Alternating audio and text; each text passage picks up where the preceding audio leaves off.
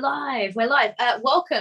Welcome to Girls Run These Worlds for the finale episode of Therosian Odyssey, Tides of Volition Season 2. I can't believe that we're here already. We'll skip me crying. We'll try and skip me crying. Yeah, how is everyone? Hope we're all doing okay. I'm going to briefly get everyone to introduce themselves and for the final time this season and say what character you will be playing. And yeah, so let's go round. Let's start with Jen. Jesus, hello. Every single time. Hello, friends. Yep. Hi. I am Jen. I will be for, again, the last time this season. We're not done yet, though. I will, for the last time this season, be playing your friendly local half-elven wizard, Estrella. That's a terrifying overlay photo. Hate it. Now I'm kind of scared. Wow, okay. Yeah, that's me. Hi. What are you talking about? Just a funny feeling. I just have our stream open and it's just mildly terrifying. No, you're good. You're totally fine. Okay, let's go with Kumi next. I don't know, I'm shaking it up. Hello, I'm Kumi. I play Kalyuka, the barbarian, along with my little horn next-touched bunny called Kai. Currently, right now, we just saw the most fantastic piece of magic ever happen, which was we destroyed a thunderous bird and it just turned into an egg. And Kalyuka has questioned everything she knows about life and death right now. I completely forgot that obviously like there were people asking questions about like, do I know what this is? Can I? And Kalyuka asked none of those questions. So now I've just realized that she's like, what? All right. We'll do Lulu next. Hi, I'm Lulu. I play Callista, the party's cleric. She's part Triton. And I don't think she's even noticed the egg having been knocked unconscious and brought back to consciousness by, well, she knows. She has a high passive insight. She knows it was Kalyuka. She doesn't actually think it was Hector, although she will definitely thank him for at least trying to come to her aid. He doesn't need to know that it wasn't actually him. Well, I think he does know it wasn't actually him. He's just a bit flummoxed. All right, let's go with Joan next.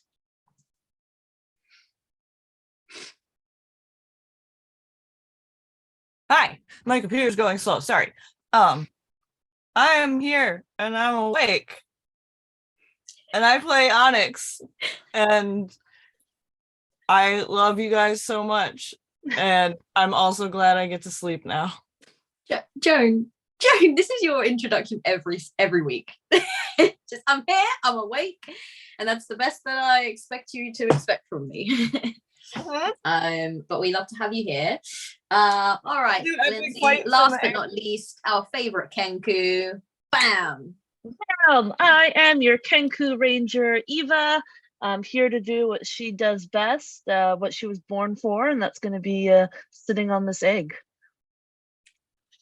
That's what I'm going to do. I'm going to sit on it. Did you say Ranger? I thought you were a rogue. I don't know what I am. A bird sitter now. I'm an egg sitter. I feel like we should just rename specifically Eva Ranger, not Rogue, as a class. Yep. Yeah. I mean, I'm a Gloomstalker Ranger. That's pretty much Rogue Ranger. Yeah, it's Rogue Ranger. It's I'm just picturing like Estrella picking up the egg and Eva just sitting on it, so Estrella just like carrying them both around. All right, and I'm Kat. And I normally forget to introduce myself in this bit. I think last week was the first time I've ever remembered. But this week, yes, I'm Kat, and I will be the DM of this lovely finale episode. If this is your first time here, where you been? First of all, you got some catching up to do, but also stick around, because we're just gonna jump you right into it. And if it seems like your vibe, then it seems like your vibe. Last week, last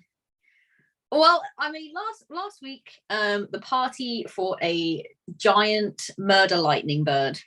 And I think that's pretty much how we can sum up last week. Well, no, we'll sum it up this way. They spent an inordinate amount of time trying to befriend a giant lightning bird. 6 seconds trying to befriend the giant lightning bird. Yeah. 6 seconds in game time. Does not constitute 6 seconds in real time. They spent, in terms of Theros time, they spent very little time at all trying to befriend this bird. They were like, are you friendly? Nope, moving on. But that's not quite how it worked out in the session. But then once they realized that perhaps this was not going to be the best strategy, they did then proceed to destroy Lightning Murder Bird pretty quickly, actually. You all did a really good amount of damage, I feel. You did really well. So, and in doing so, the lightning bird left them a present, because it was in fact, as Estrella, and I don't think it was just Estrella, I'm trying to remember, might have been Eva as well, kind of figured out it is in fact a phoenix, or a variation on a phoenix.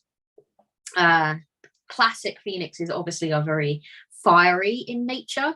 This one seems to have absorbed and sort of embodied and become the element of lightning, and upon death proceeded to unleash a sort of sonic wave of lightning and horrible thunderous energy, which immediately knocked poor Callista out and left the rest of you in pretty poor shape.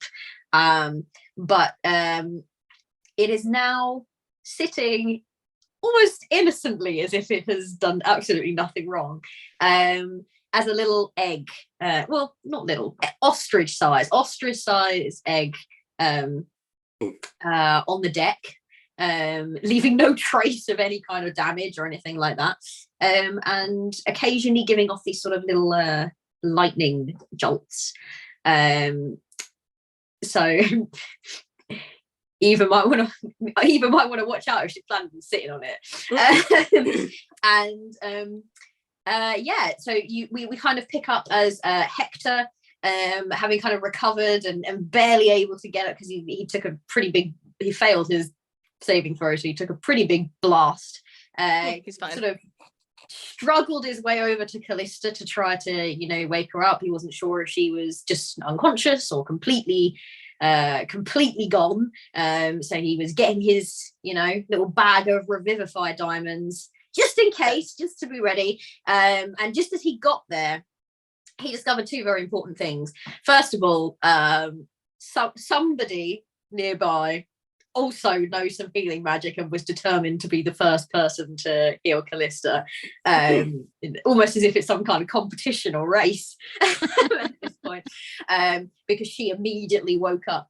But the second thing that he discovered was that his little bag of diamonds that he's so used to having on his person was completely gone when he went to reach for it. So he's definitely, as you wake up, Callista, looking a little more than confused. Confused that you've woken up by yourself, and confused that his diamonds are gone. And as for the rest of you, you're kind of Onyx, I assume you swoop back onto deck. You're muted. Just as he's looking confused is right when I show up and clap a hand on his shoulder and do my lay on hands. Yeah. And he kind of looks even more confused at that. Like he's very flustered. Like he's kind of got to Callista. She's woken up and thanked him, even though it wasn't him that healed her. So he's trying to figure out how to deal with that and be like, and then he goes to get his diamonds out and he realizes they're gone, so then it just turns to a look of pure panic, and then you clap him on the back and show him some genuine gratitude, which he's not had from any of you at this point. So it's just a very, like a very quick mix of emotions of just like thank you, and he's just kind of stammering and stuttering quite a lot right now. Amazing. Good. I like him better this way. Yeah, not talking at all is quite peaceful. Oh, it's so nice. And at that point, Kalyuka will hear in her head from Callista, oh, thank you so much. I'm so glad you were able to heal me. When I was unconscious, I swear I could hear your song. I mean, I knew I would be okay. I'm so glad you were there for me. Thank you. And then she'll look up at Hector after saying this in Kalyuka's head and be like, oh, thank you so much, Hector. I know you were here for me. I do genuinely appreciate it. And then she'll just kind of sit up and he kind of just goes is still looking a bit bewildered, and he's kind of got one hand in his pocket searching for these diamonds, thinking, oh, they must have, like when when like a pocket gets a tear and then it like falls further through, so he's like searching to see if there's a hole or it's gone through into the lining, and he quickly kind of puts his other hand on your shoulder and casts like a pretty generous cure wounds, and let me just I'll roll that in a minute. and I think how many diamonds did Callista get off of him? Because if it was more than one, I think she'll try to slip one back into his pocket. So he had a bag in his pocket, sort of a leather string bag, and it was full of diamonds. But he gave you one, right, his like dullest, right, yeah, like shittiest looking diamond of all of them. He went to great pains to have a look at them and be like, yeah, I selected this one for you. But he gave you one, but you know that he had a bag probably of like a good sort of like 10 maybe 15, like you didn't get a good count, so we should be looking, and they would be worth quite a lot of money each, as you know. Yeah, so look around for Surrey. Suri ran into her boat, and she has not emerged as of yet. She is beneath the tarpaulin, but he's kind of still searching, and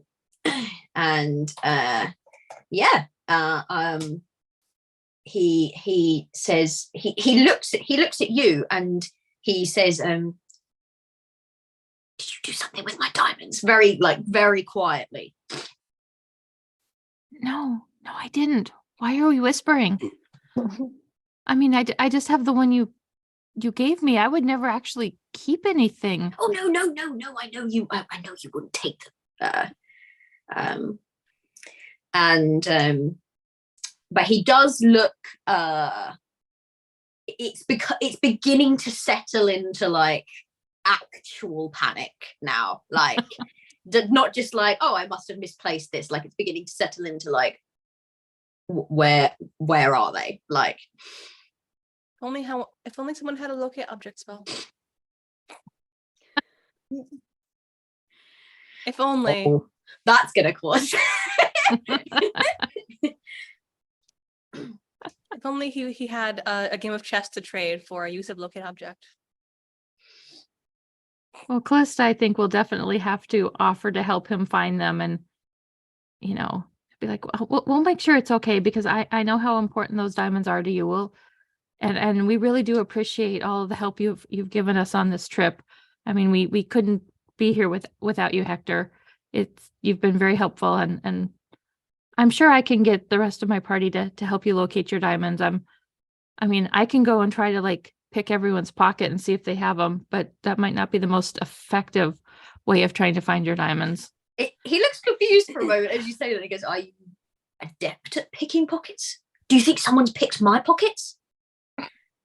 Oh, Maybe. I mean, I have been taking lessons to learn how to do it. I mean, I think I'm getting much better, but if I'm honest with myself, I don't really actually think I'm very good at it yet. I mean, I'm really good at picking locks, but this picking pockets is a lot harder. But don't worry, Hector. We'll find your diamonds. Maybe I left them in my cabin. Excuse me. And then he kind of heads downstairs, or heads towards the stairs, I should say. And as he's going, Cascade is like, "Oh, Hector, there are a lot of people that are hurt on this ship. Do you, where are you going?" He's like, "Just give me a second." And he just like, my shinies. He's so uh, lucky Estrella's distracted with the egg, or she'd just be like, "Oh, I'm only someone had to locate object." I'll look over at Cascade and be like, show me somebody I can do a little bit of healing. I feel like a few people, like a lot of people took damage. I want to address to see if anyone in the party in particular is looking really rough. And maybe aside we from should Callista, deal with that first. Aside from Um, Callista, who is probably at like 2 hit points at this point. By the No, way, you I'm did just going to say say that I gave Hector 5 of my lay on hands because I don't know how hurt he was, so I'll just say that I gave him 5. Okay. I am missing, not including the temporary hit points, I'm missing 40. Oof. You 35. Like, I'm good, but what? I can give you 35. By the way, Does anybody else Callista, need any? I'm like a Yeah. solid like Hector 20 gave out you of 50. Hector gave you 13 hit points, Callista. 13. Okay. I don't know how Onyx, so much. split them up a little bit, because like it. I Like, also have spells. This is just for my lay on hands. okay. Well, thank you then. I appreciate you. And then let me go to my spells. I'll do a healing hands on Eva. I think Callista's gonna heal herself a little bit. Oh my god. Well, that's 6. Woohoo! You got this. I might have Okay, even more. it's fine. It's fine. I still have more. That was healing hands. I still have more. I also do have healing potions if we really want them. I don't think we necessarily need them, but we can use them. Let me give you. Yeah, you do have healing potion. I think Eva's just gonna go for a nap after this. Yeah. At the rate I'm healing up, that's probably a good idea. 2 healing cure wounds and a healing word, and I'm only up to 23. All right. I mean, honestly, like we can short rest. today, you'll definitely have time to have short rests if need be. So you can kind of expend those hit die. Another 7, thank you. Mm-hmm. And when do those temporary hit points from, I think, what was it, aid? When do those wear off? When They Or just temporary, last the for 8 max. hours. They Okay. last for 8 hours. Oh wait, I can cast a bunch more healing. I can cast 6 more times. Oh, So wow. who's Well, feel free if you're going to do anything else, feel free to take a short rest now while you kind of like figure out other stuff and use hit die if you want to, rather than spell slots. But it's entirely up to you. It's entirely up to you what you want to do. What does short rest even do? I've actually never taken a short rest before. So a short rest will allow you to recover short rest based features, and also you can roll your hit dice to recover hit points. So it's, you roll a hit die, you add your constitution modifier, that's how many hit points you get back, and you can roll as many hit dice as you have levels. Over a long rest, you recover half your hit dice, rounded always down. So like it's a really good way of a sustainable kind of like quick little healing thing. Okay.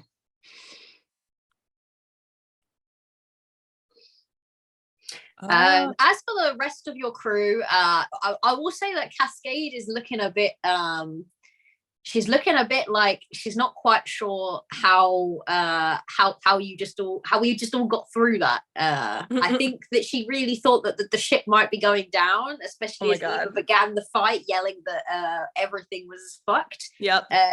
She just thought, Cascade. well, Cascade's just like, oh my god, how'd we beat that fucking giant monster? But Estrella's just kind of like, oh, look at the little egg. And she is looking at the egg. I will just posit that she is looking at it with slightly murderous intent. Like, oh yeah, no, Estrella's not having that. She's not looking like, oh, look at this cute little egg. She's looking at it like, get this thing off my ship now. Estrella's just kind of like looking at it, like trying to figure out if it has the potential to continue being murderous as an egg, and whether or not it is safe to touch. So you Eva's not going to be touched it sensible. Eva's going to walk over, and she's going to Uh-huh. sort of like plop down. Wait. She's not going to touch it yet, but I'm going to cast Detect Thoughts. Oh, Ooh. very interesting. Detect the thoughts of egg. Detect egg, I love it. All right. So Eva's going to plop down, kind of like leg on either side of the egg. Egg is here, and she's just going to kind of like lean close, almost touch her beak to it, and she's going to detect thoughts. Estrella's just like nerves everywhere, just like, oh my god, oh my god, oh my god. So it's just the surface thoughts of the creature inside, isn't it? You can read you learn the surface thoughts. As an action, you can either shift your attention to another creature. I can probe deeper, but the target must make a wisdom saving throw. Yes. I wonder how good its wisdom saving throw is. It's a baby, but also not a baby, so who knows? It is a baby. It But is also a not a baby. baby.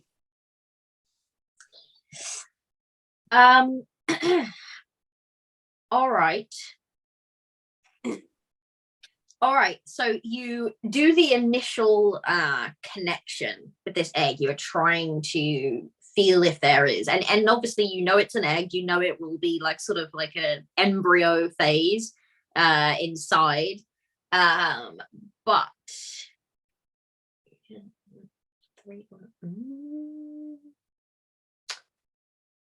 okay, well, so what's interesting is obviously normally if it doesn't really speak a language, it's unaffected. However, you take a moment and you try to reach out, and for a little while you hear nothing.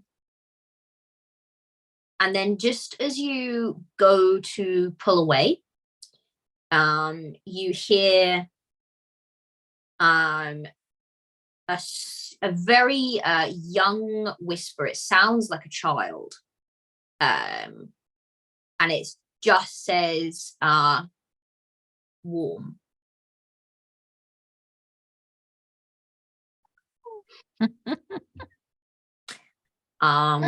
Remind me the languages that you speak. Hold on. Where's the list? 1 second. I gotta pull up the extensive list. Where is the list? Features and traits. It should be under proficiencies in languages. Proficiency in languages. Oh, that would make sense that it would be under languages.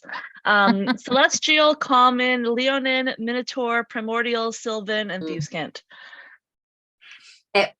So basically the reason why I asked that question is so the spell translates it, as long as it speaks a language, it kind of translates into a language you understand. But I wanted to see if you would recognize the language. It seems to the way that it said it, it seems to strike chords of both celestial and primordial to you.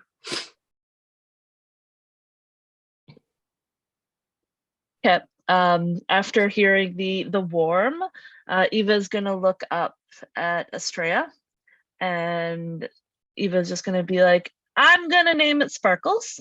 And then Eva's going to like seeing still the sparks, Eva's just gonna like flop on top of it and kind of wrap her Wait. wings around it. Oh, I guess that's a way of testing it. Right. And you have touched it. So Did you heal first? A little bit. You take Yeah. let me just roll it. 50 love damage. I know it's not that dire. You take 5 points of lightning damage as this thing just sparks out at you. Yep. Eva takes the contact spark. Also, my favorite thing being that you have decided to call it a completely different name to its name. Sparkles. I don't know if it's ours. I don't know if we can name it anything. I don't know if it's the kind of Eva's creature that we just can like just claim. wrapped around it and kind of like keeping it warm. I don't know if this So is you something we just can fully just took that damage and you're still holding on to it. Yeah. Are you still detecting its thoughts? Yeah. That lasts a little bit, so. So I mean, with the detect thoughts, I know I can like sort of like in a way influence it. So I'm just kind of in my head gonna be like, I'll keep you warm, I'll keep you warm, I'll keep you warm. I think in terms of influencing it. Not influencing it, but it says I think what it's well, saying is it the bit the questions verbally directed at the target creature? Yeah. So this is if you were interrogating a person and they were saying, well, no, I've never seen this person in my life. You were detecting their thoughts, and in their head they were going, must protect this person at all costs. Like that is so you can direct their thoughts by asking them the correct questions. Detecting thoughts will not allow you to shape a creature's thoughts. And so I guess don't have I would telepathy, so you can't communicate with it. Yeah. I guess then I would just like verbally be asking it if it wants me to keep it warm. In what language? We're gonna go Celeste. Celestial. All right. So you say out loud in Celestial, which I believe that Estrella speaks. Yeah. So Callista Eva does just spoke also. Celestial out loud. So there's that. That's, by the way, quite uncommon here in Theros. That is the language of the gods. It's not something that you took years and years of study in order to. I think we actually knew, because when we were talking about talking to Koros, I was asking Eva what she spoke, so we did know that. Oh, okay, fair enough. Okay, in which case, yeah. So confirmed, she does speak Celestial, and she speaks it well. Yeah, that's well practiced at it.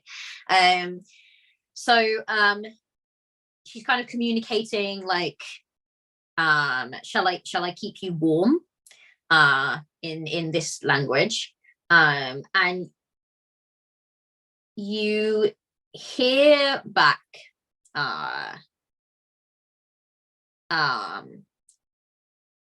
as you are electrocuted a question, which is essentially something along the lines of the word, it's asking if you are, but it's not, and you're expecting like mom or like parent, but instead it's asking if you are the like a storm bearer, like a bearer of storms. Like it's asking if you are something that bears thunder and lightning. And the lightning indicates that it doesn't think that you are. It's like, It's the equivalent of going, you know, mom, and like It's just like, that looks painful, Eva. but Yes. But yes, and so Estrella, you are definitely getting that this egg has some very unpredictable magical quirks. Shocking, very maybe get won't it? Shocking, behave because like a like, normal egg. it goes zap zap. Don't look at me like that, Joan. Don't look at me like that. That was funny. Come on.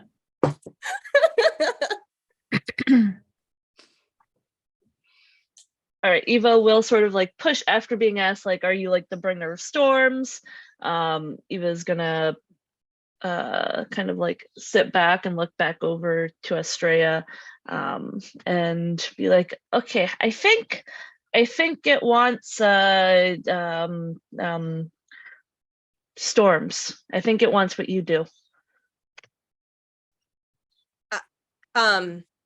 He seems to be talking to this egg. Like, I'm just like, I'm sorry, like, is this based on just the fact that it shocked you? No. It says It says? it said it asked if I Why was is it saying? storms. It asked if I was storms. I don't do storms. You're storms. I kind of don't want to touch it. It didn't hurt that much. It's like when you accidentally touch something and it goes pew, and you're like, ow. sorry, I'm just thinking back to like a level 1 Eva that would have been unconscious at that and just like, it didn't hurt that much. How many I started with like 30 something points, so it was still like static shock. how many did it do? I'm sorry, 30 at level 1? At level 1. Maybe I was pretty high up there. At level Oh, 1, it's no, I physically think it was impossible to have more than level like 3. 17. Sorry. Okay. Something. But still, I was like at pretty high level up 1. I don't think even a barbarian can go past like, I don't know, 17 hit points. I was pretty high Anyway. at level 1 still with 18. No. Eva was a demigod at level 1. The rest Yeah, of good point. you, I had no fears. There's no fears yeah, here. yeah, I'm certain of this. Estrella just looks at Eva and is just like, I think you maybe overestimate my constitution, but I don't think that she does. okay, let me rephrase. Touch the egg. That's going on the quote board.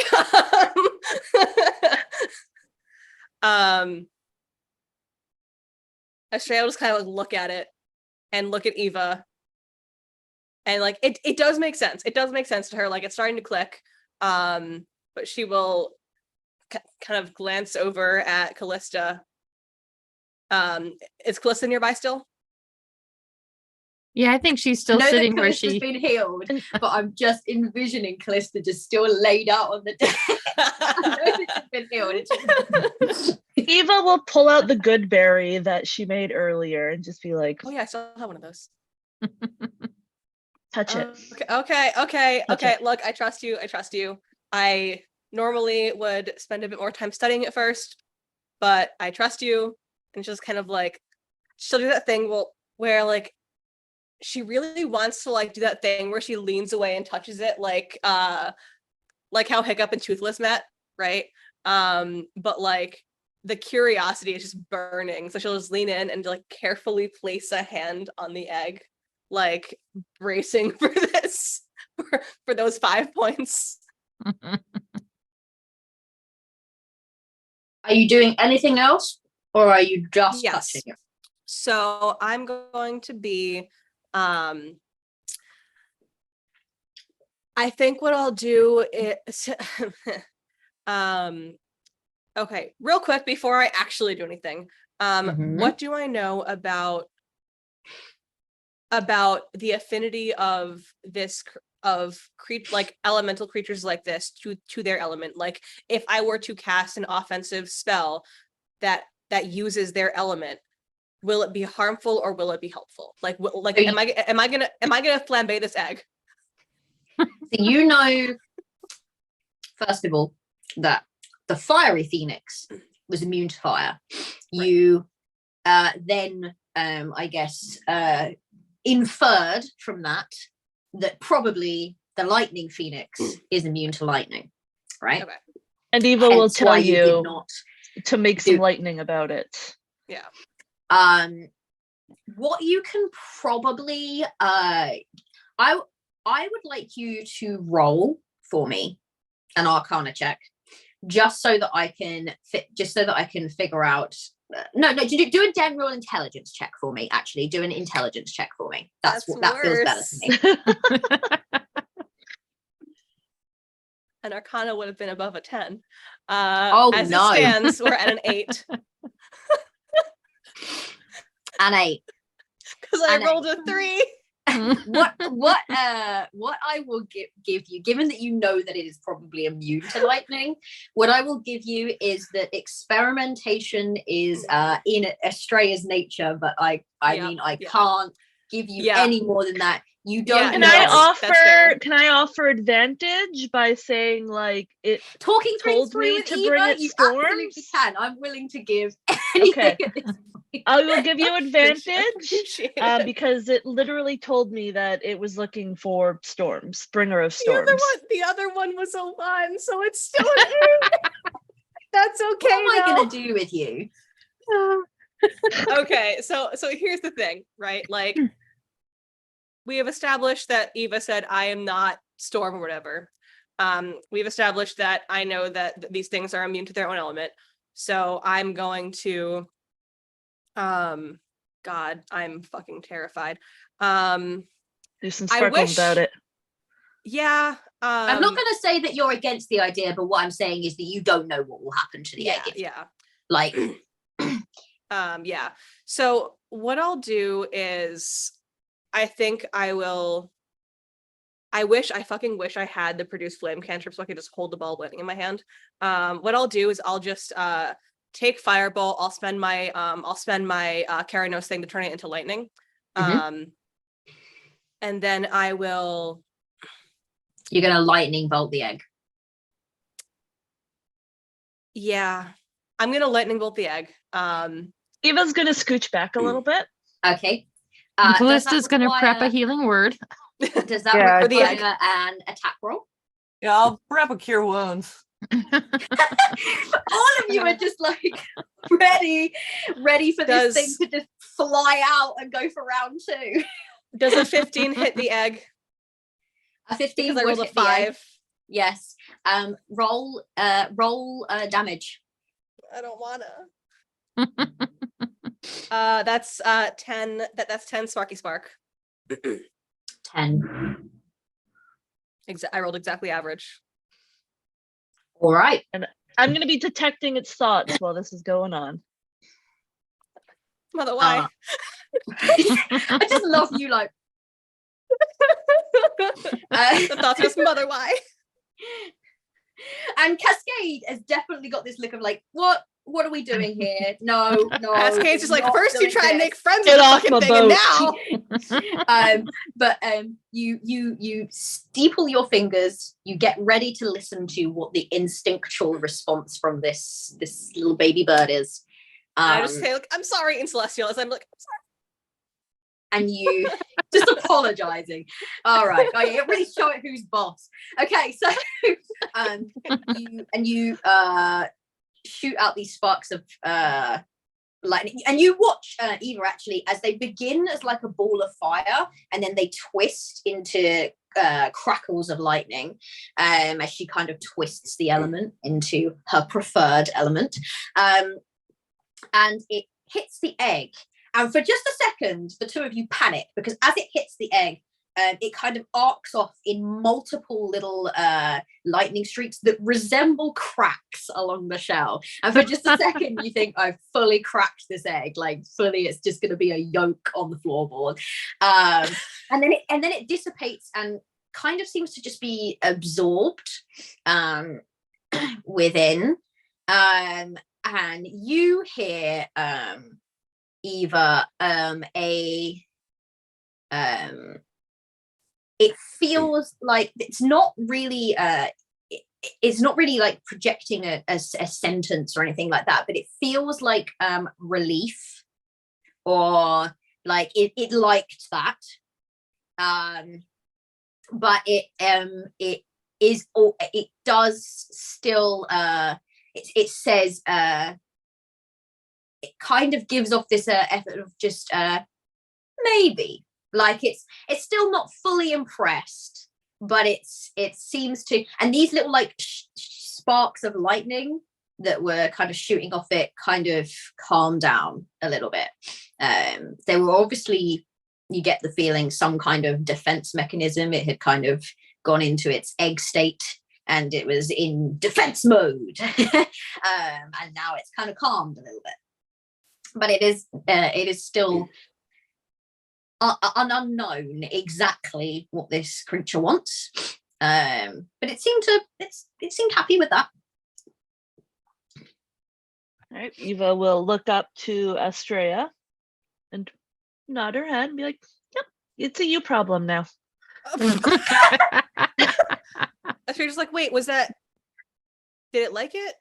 Yeah, it's a you problem. Keep doing it. More. So more? Estrella just kind of thinks about it, and then just like this slow look of, I have a bad idea.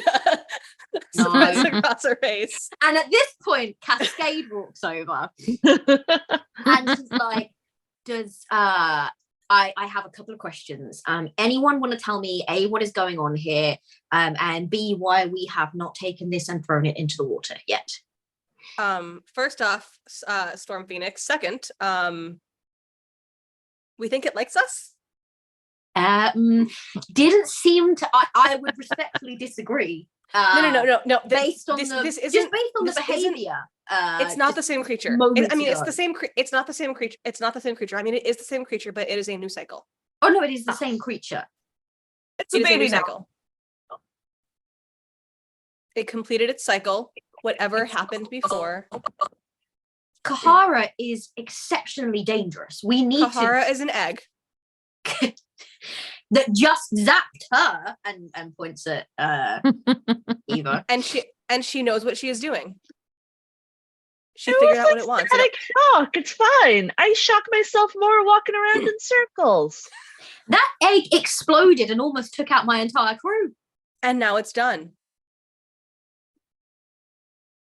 Listen, I am the captain here. The fishes from the ocean almost took out your entire crew. Everything almost takes out your entire crew. Whoa! Oh my god! All right, and Eva is walking the plank, and we are ending this story. Oh my god!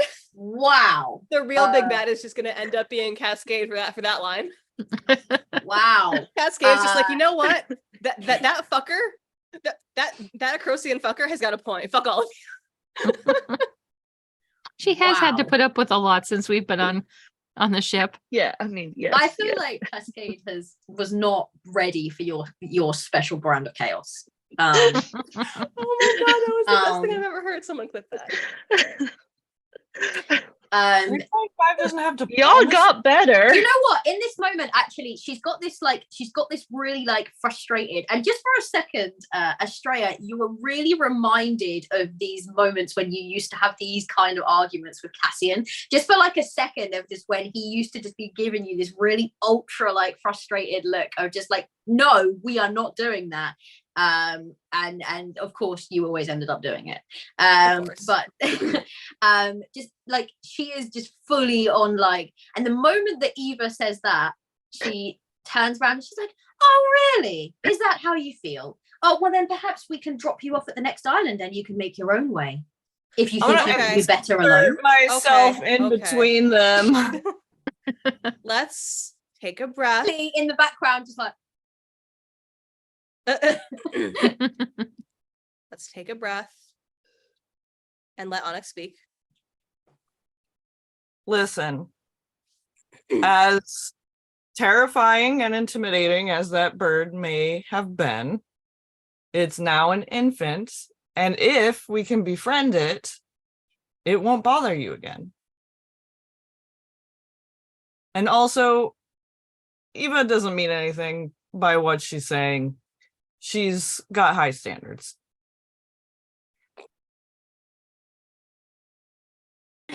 Well, we shall endeavor to meet them in the future.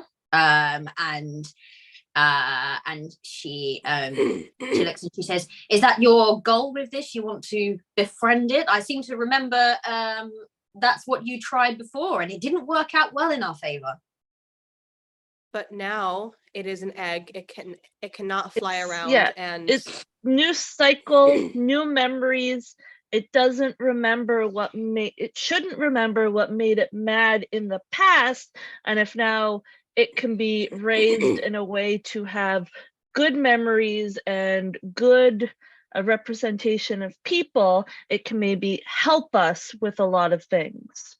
And if it doesn't, if it wakes up and it's an asshole, we can just kill it again. Stray looks a little insulted by that one, but This is a Be a big lot risk. easier to kill a This baby is not than a a pet. big bird. You understand that, right? This is Yeah. not a pet. No, This No, is a this is- wild creature. this is a sentient creature that knows what it wants, and if it wants us, then it can have us. If it doesn't, then we let it go. Listen, I have a thought that I will not be performing on your ship because it is a risk. I will do it on one of the islands. But if what Eva has been in this thing's mind, from what it seems like, she will be able to It's guide us through thoughts. this. its thoughts right now are not of anger and hate and kill. It's of being kept warm and, being close to its element and being made to feel safe and secure and taken care of, is what it's wanting right now. Look, overnight, I can readjust some of my formulas, get myself a nice low energy incantation that I can use to keep an eye on it, keep it satisfied. When we get to an island, I have a somewhat more scaled up idea that I would like to try on it, depending on how it responds to these smaller bits of energy. But it's going to, this is going to require a little bit of experimentation, not on your ship, on one of the isles. Certainly not on my ship. All right. All right.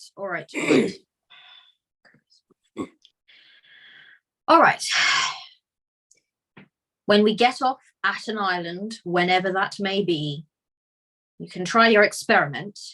If it becomes hostile, if it hurts someone, if it, God forbid, kills someone, that's on us. We're leaving it on the island. No questions asked, no arguments. Mm-hmm. I don't care how high your standards are.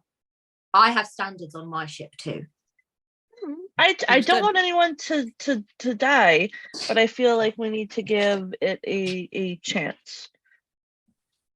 Just like everyone deserves a second chance. Mm-hmm. Mm-hmm.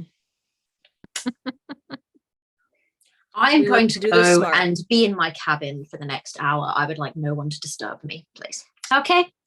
And she just walks off like, and some poor soul comes up to her and is like, "Oh, Captain, before," and she goes, walks in, and shuts the door behind her, probably to go and scream into a pillow for a little while. Astray just looks over at Eva and just mouths like, "Everything kills her." Oh my god. Eva's gonna look over at Onyx and be like, "Did I do bad?" Get over it. It was kind of funny. Oh god, poor Cascade, man. She's just trying to keep you all safe. Literally her one job, like, just make sure they don't die. Oh yeah, okay, yeah, I can do that. All right. Cool. The rest of the day is yours. Before you head to bed tonight. But is there anything pressing that anyone wanted to do? Or have a look at, or just kind of get on with until the end of the evening? I guess I can heal whoever still needs healing. including I mean, waiting over time, I think over the course of the day, you would be fine to kind of recover people's hit points and things like that. I will say that you can take a short rest. Feel free to roll your hit die, and if people are still short hit points and things like that, then that's absolutely fine. Hector has not reemerged yet. He's probably in his area, just scouring everyone's beds, but he's not reemerged yet. But yeah.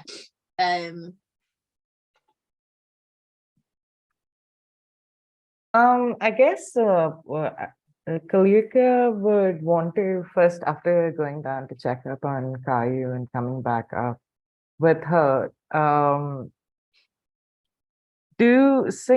play the bagpipes for a bit and essentially give everybody a song of rest, but also in that song kind of capture some of the vocal notes that either the bird had when it was not before it was attacking us, maybe any snippets of it that could be blended to make it sound a little more soothing, and then going into like this sort of farm mode, which was quite popular from having to look after all the gladiator animals, is going to wrap a sort of cloth around the egg and use prestidigitation to essentially warm the blanket. So it just kind of keeps this egg cozied up and sings this little lullaby with this tune. And then in between, kind of like ask Calista, like, do you think that anybody else might have noticed this apart from us?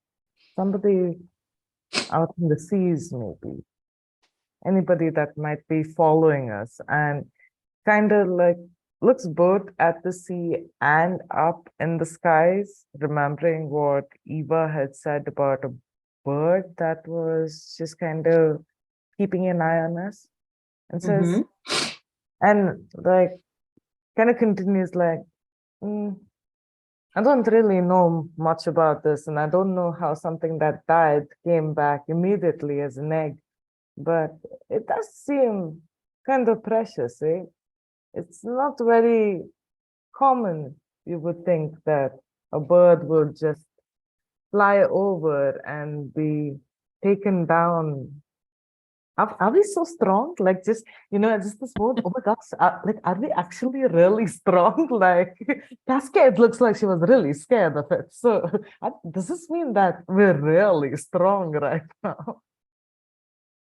Well, I mean, yeah, I think we are. I mean, that thing took me down. I've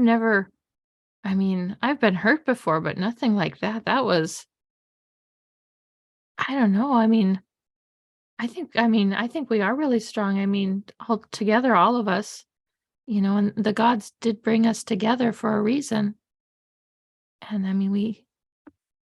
when we have each other, I think we can probably accomplish just about anything. Eva's gonna be there just like flexing. Yeah, Onyx is just kind of giving a look like. Eva can have some backlight from Dancing Lights, just to like like a super awesome. Yep, Dancing Lights. I got you, boo. In the shape of a bird. Oh, please. What did I ever do to you? I guess, Don't answer that question. Don't answer that question. All the things. I guess as the sun starts to settle, like Kulika, like even if everybody's standing a little scattered, to kind of get everyone together and just go like, when we set out for this, it was clear that we're going towards something dangerous, and in just the last couple of days we have faced many a dangerous thing that we've overcome. But are there any personal fears that you have for what might await us on the island? I must confess, I've never been in a position where I've had to feel like I've had eyes on my back all the time. I've never been in this position where I've had people spying on me or following us, and it is unusual. It is, and like at this moment, like Luca looks at the sky and goes like, "Coward!"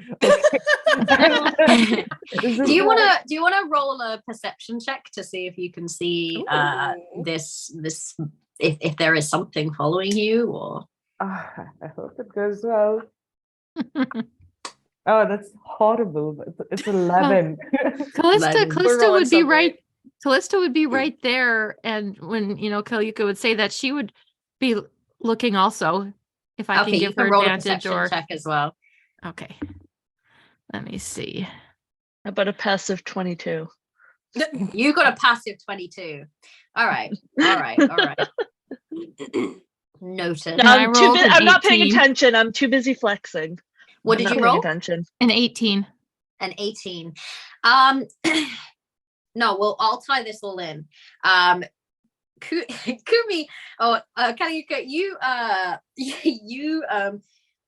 have spent, as you've been talking this whole time, you have scanned this skyline, the entire thing, and you've seen nothing, but you're certain, you know you're being watched, you know that fucker is out there somewhere, so you're just looking at it, and you just end up like screaming coward.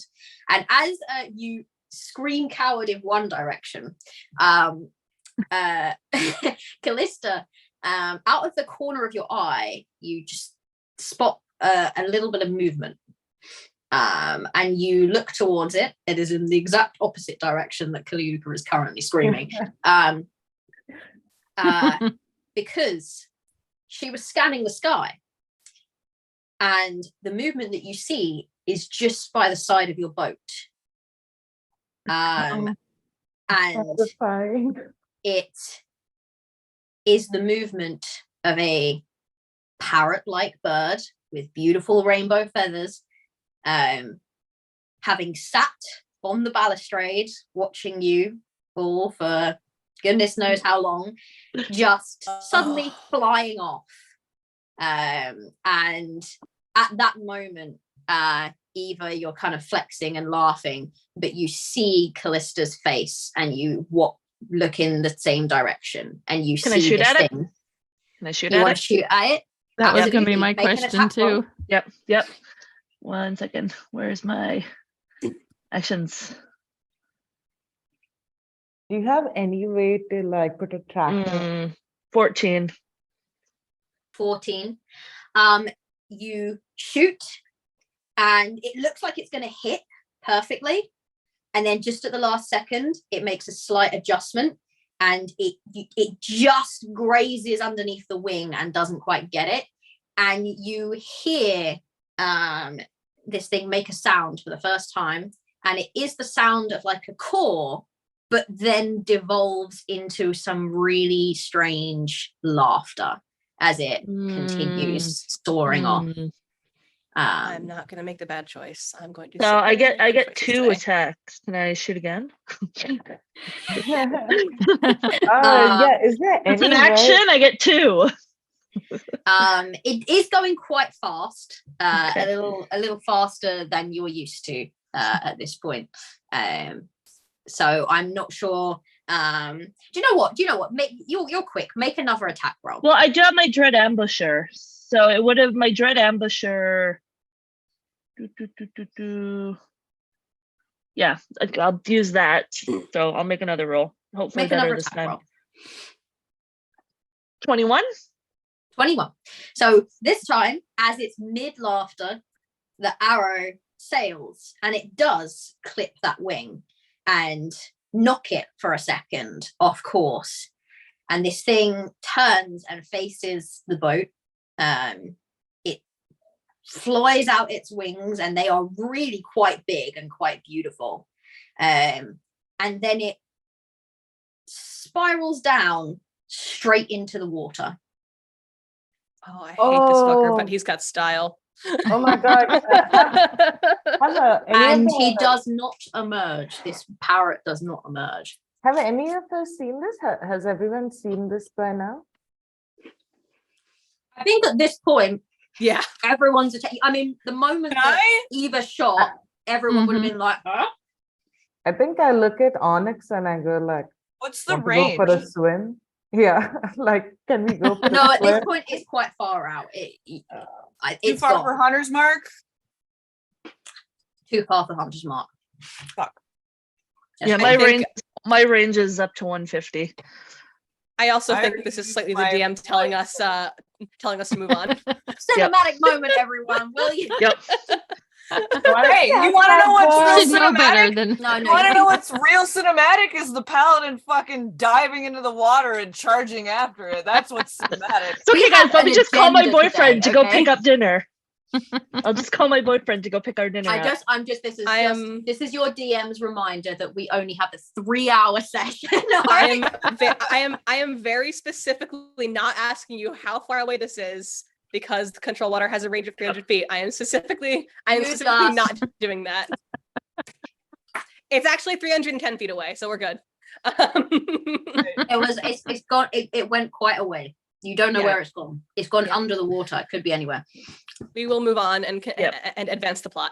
Yeah, Eva's going to grumble. No, it's Grumble, better grumble. that Restrictive DM. Grumble, yes. Estrella will just kind of like glance over at it and just glance over at Eva. All of our spells.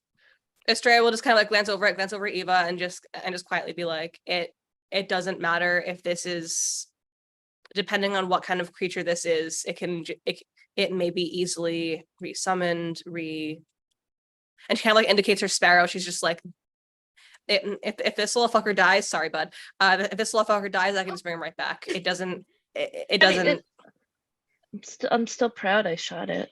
No, that was fucking awesome. Eva literally makes my heart so happy. I'm still proud. No, that was super, super awesome. It's just don't feel bad about not having killed it. It's not. It wouldn't have made a difference, I don't think. Well, I But figured. It's good to know that we can hit it though. It's good to know that it now knows that we know that it's there and Yes. aware of its shenanigans. And if we are able to catch it next time before it has a chance to spy on us a little bit more, then we now know that we can hit it. See if we can keep it from gathering any more intel. So that was good information either way. This just means that Kalika's instincts are correct. Yeah, I mean they usually are, but which ones? Hmm. Sometimes I wonder watch- if there's anything, I wonder if anybody else might be following us from below as well. Do you think that because we have this egg now, we might have any other group of people that might be coming after us? Slowly I mean- Probably. please. Probably. I mean, there is something that I can do. I can see about turning this little guy again past the sparrow into something that can keep an eye on us from below the boat. I just need an hour or so. I mean, not really. I could. Yeah. No. I mean, definitely an I hour. think now we need to just find the island that we're supposed to be going to and Yes. do violence. Put 'em up. What do we do exactly? Are we? Is everybody here united in thought about killing the other person, or are we doing more of a, knock them out, take them back, let the law deal with Which them? which sort of one? way? Yeah, who are we Because talking- from where I stand,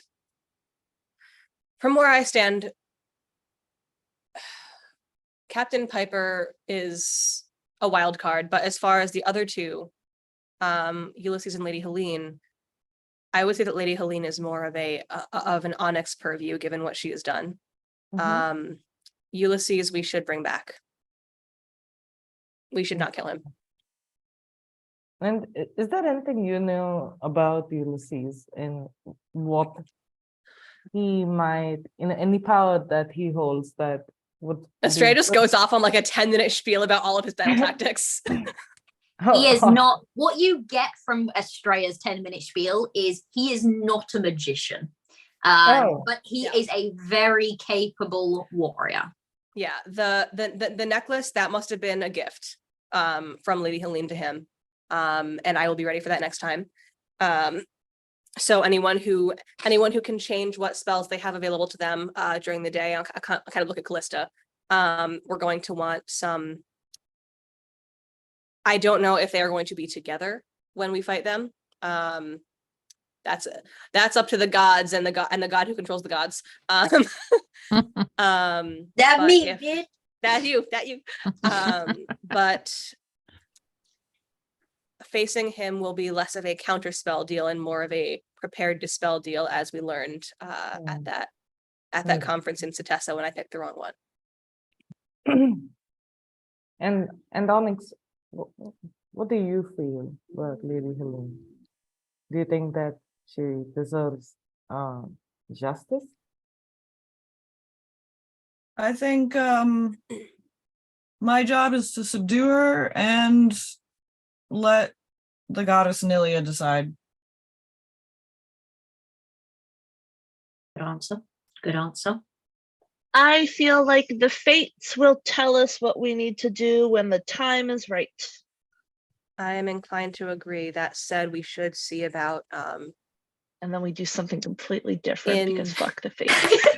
in fucking mood. Only you, a bird, can say that. I will say, if we are not entirely certain that what we are going to do with Lady Helene, we need to have a way to neutralize her magic. I was gonna say we think that she's a spellcaster, right? You're right back, Yes, guys. we know. Okay.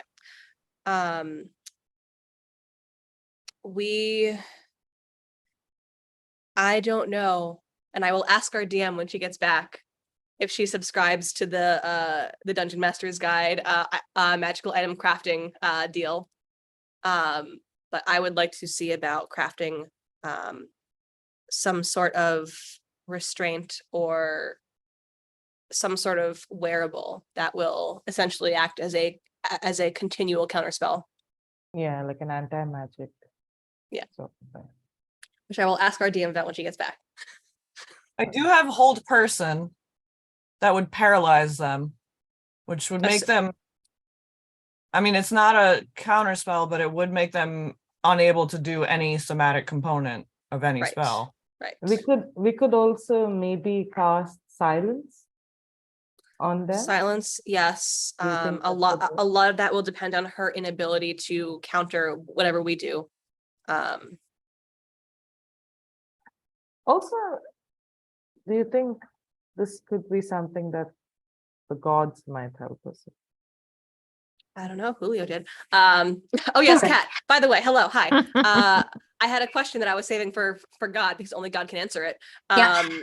Because back when Jen was being a nosy little shit, Jen, the mysterious force that pilots Estrella,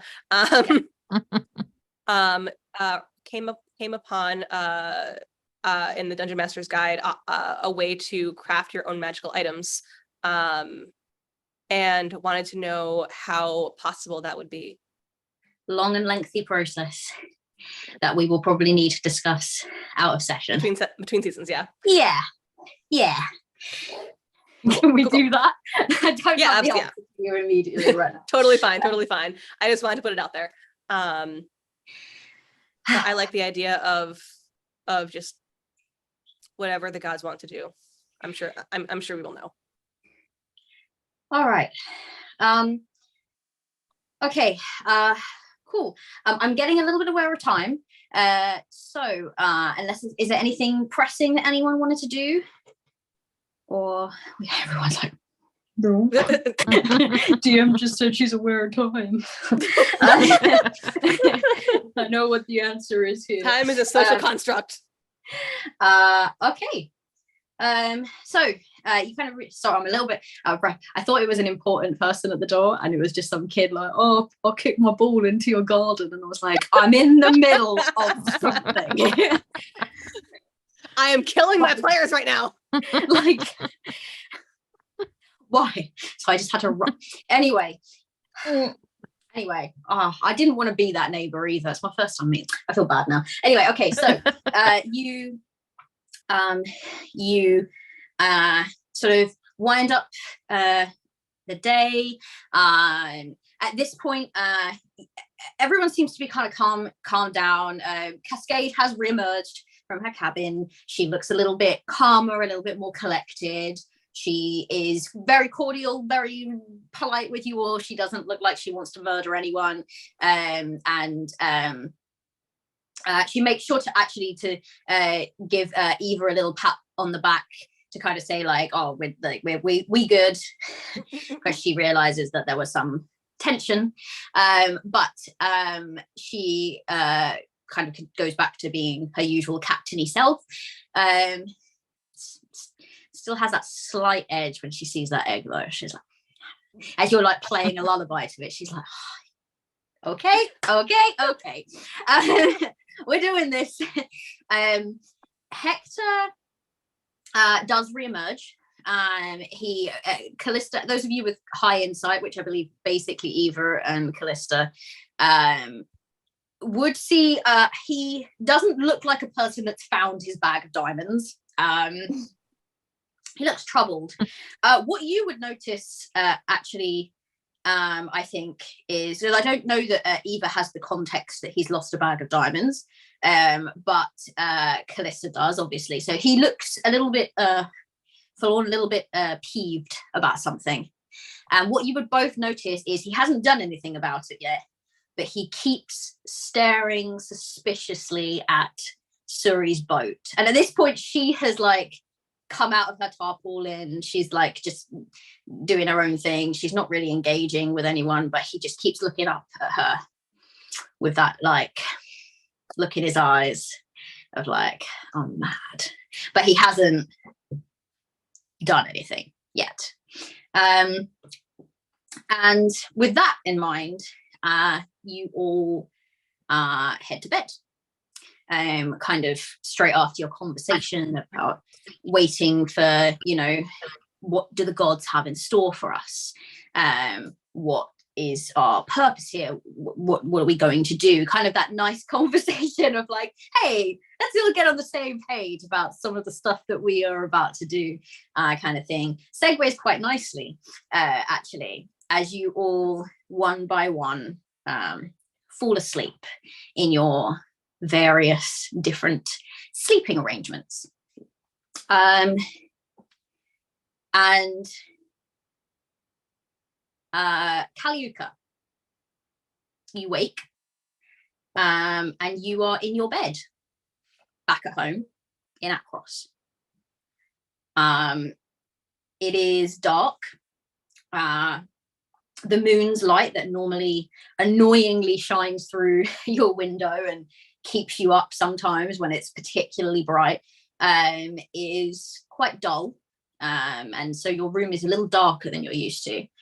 And the other odd thing is your house is normally a house that's full of people, but you can feel almost immediately before you know anything else that the house is empty, save for you, which is unusual in the Killjoy clan. In the Killsong clan household, there's normally at least 2 people home. Okay, so very strange. What you can hear, other than this kind of like strange emptiness, is whispering, and it seems to be coming from outside of the house, and sort of it's not saying anything that you can decipher as such, but it is pulling at you. It wants you to follow whatever it is. But yeah, you've woken in your bed. So Kalika wakes up, and the first thing that she usually does when there's a lot of sunlight on her eyelids is pick up Caillou and keep Caillou on her face. And realizing that she can't find Caillou, it's this sort of really disorienting feeling where you're caught in a sort of nostalgic memory, but you remember that you haven't been in a spot like this for some time. And she gets up, the first thing that she does is try to listen for the snores of those closest to her, or even if not that, see if maybe one of the twins is playing a prank. Noticing that none of this is happening, there's another sort of worry that strikes. It's irrational because she knows that no one would have been able to take out all of them so quietly. So she knows that there's something so unreal about this. Walking forward, I guess being with her friends has taught her to be cautious. Usually she would have just run out, just kind of like thrown open a door, demanded this presence to show itself to her. But seeing the way that all the others in the party take so much care to find a less violent way out of situations, she walks quietly, and when these whispers don't seem to sound louder or more clear, she just asks, what is it that they want from me? The only thing that you get is the idea that they want you to come outside.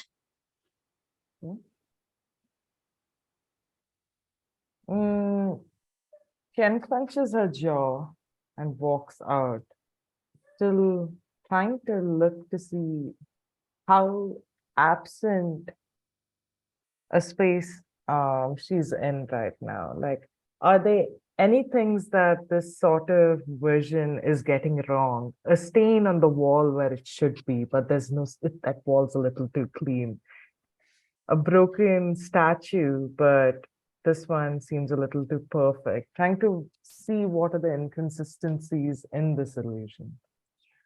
That's a really interesting question. As you walk through the house, it's actually weird as you start to look for things like that, because you notice that everything, so obviously the first thing that is getting wrong is the silence, the absence, the lack of people. This is a household that is constantly full of laughter and high emotion. If there's arguments, everyone is screaming. If there's upset, everyone is crying. and if there's happiness, everyone is laughing. So the lack of any of that is immediately wrong. And you start to kind of pick out more detail. Everything feels correct, but it is as if they are from different times. Just like when you're in a dream and you walk through your house in a dream and it pulls certain parts from like different memories. So you're like, your room looks exactly the same, but it's the old wallpaper that you used to have years ago that you no longer have. But apart from that, it's perfect. Like just things like that, you notice like different placements. You know that your mother used to keep the herb jar in a particular area, and then she recently moved it. Well, it's back where it was. But it's not even like the house has solidified itself from this one particular time frame. It's like when you arrived back in Akros, before you left, your father's chair had been arranged very differently, and it had moved a little closer to the fire when you came back. So you only knew that from sort of the time that you were in Akros at the beginning of the season.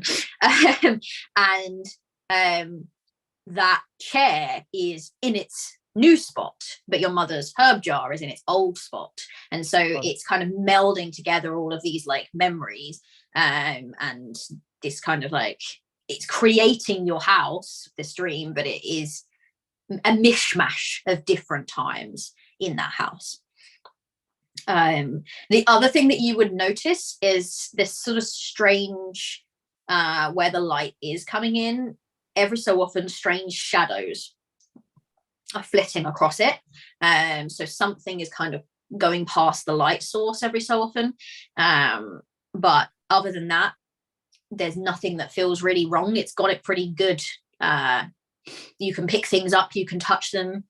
Nothing has like changed. It's not like illusory or anything like that. So Got it. So, Kalika doesn't look for a weapon when she's walking out. Now, that's another thing that she's learned from her journey, is that reliance on something physical is not always something that you necessarily need in every situation. So instead, walking through this memory and something that seems so familiar yet so strange right now, she's going to sing a lullaby in Giant, something that her mother would have sang to all the kids while growing up, and walk towards the door and open it, trying not to give in to any sort of fear, essentially.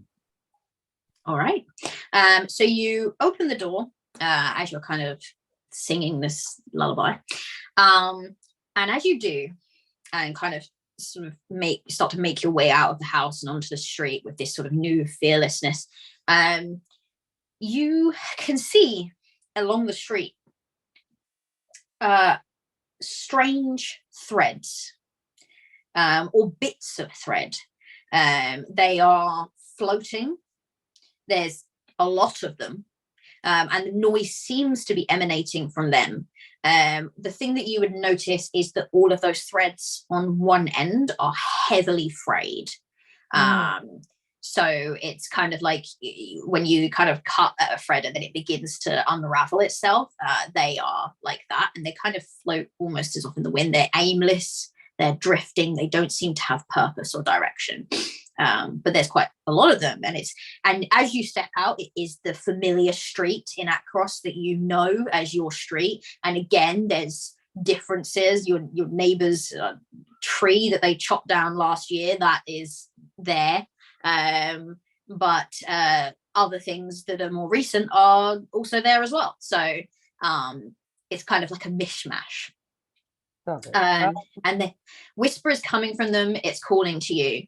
And as you are singing, a couple of them that were sort of aimlessly drifting begin to drift their way towards you, almost as if they're like sentient beings and they're kind of a bit curious.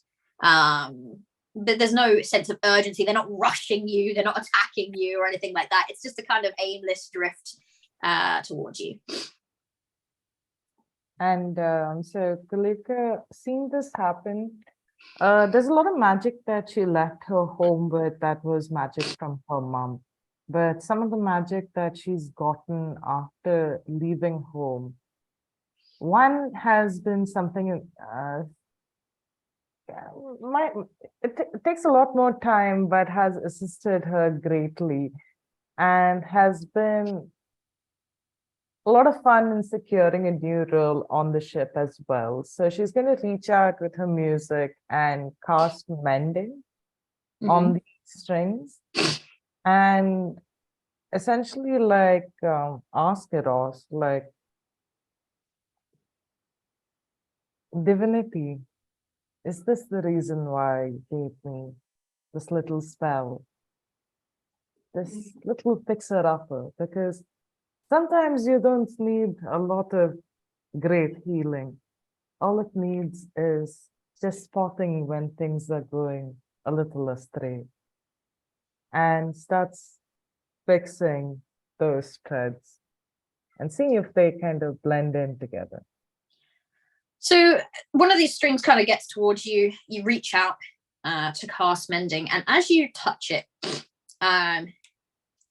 the end that is not frayed, a sort of non-corporeal humanoid form just suddenly kind of springs out from it, and is stood in front of you. Something that is very clear, they kind of stare vacantly. They're not looking straight at you. They're looking kind of over your shoulder, but they seem to have an awareness that you are around, that you are here because they heard your song. And and they remind you of when you fought against the lightning phoenix and the spirits that you reached out to, and you realize very quickly that this is not just a piece of string. This is someone whose life has ended, and the frayed threads are perhaps a symbology of that. And you they kind of sense that you're there, and they say, pretty song, play mine. Of course. Mine. And as you kind of and this kind of spell, it doesn't mend the threads because you cannot bring them back to life. Got it. But it does give you a brief insight into who this person was, and they were a tailor who fell in love and then became very ill before they were able to be married, and that's literally their life. Kind of just in this moment, in those few seconds that you kind of make contact with their thread, and that is the song that they are asking you to remember and play. Got it. I hold their hands, their spectral hands, and I say, thank you so much, my new friend. Thank you for this tale of yours. And if you ever feel like it might be a little too scary where you're going, or you ever feel that you might forget who you were, don't forget. I'm saying, don't worry. I'll remind everybody who you were. And I'm going to say this to each person that might be waiting in line that I haven't. Yeah, because at this point, some of the other threads are starting to drift towards you. They're curious, and they seem to have an awareness, a sense. You get the feeling that normally this world that they drift in, it is Akros, but it is a different Akros. It is perhaps you have sort of stumbled upon some kind of layer on top of Akros where these spirits reside, and normally they drift and they are as clueless to the presence of living people as living people are clueless to their presence, and they accidentally live in harmony. Perhaps these are spirits that have not quite made it to the underworld, but ultimately they sense you and you are of interest to them. They can feel that you are not one of them, and that you can offer them something. And it is at that point that you hear a voice, which seems to come from everywhere. And this voice says, they are ghosts, memories. When a person lives before they die, they leave the occasional mark that they were there. And you, Kalyuka, are one of those that can see those marks, those memories, and shape them into something. They want you to help them live again, even if just for a moment, by sharing their story, and it is something you can provide. They will even grant you rewards for your aid, but their insistence on being heard is overwhelming to many. You must be careful. I'm willing to listen as long as needed.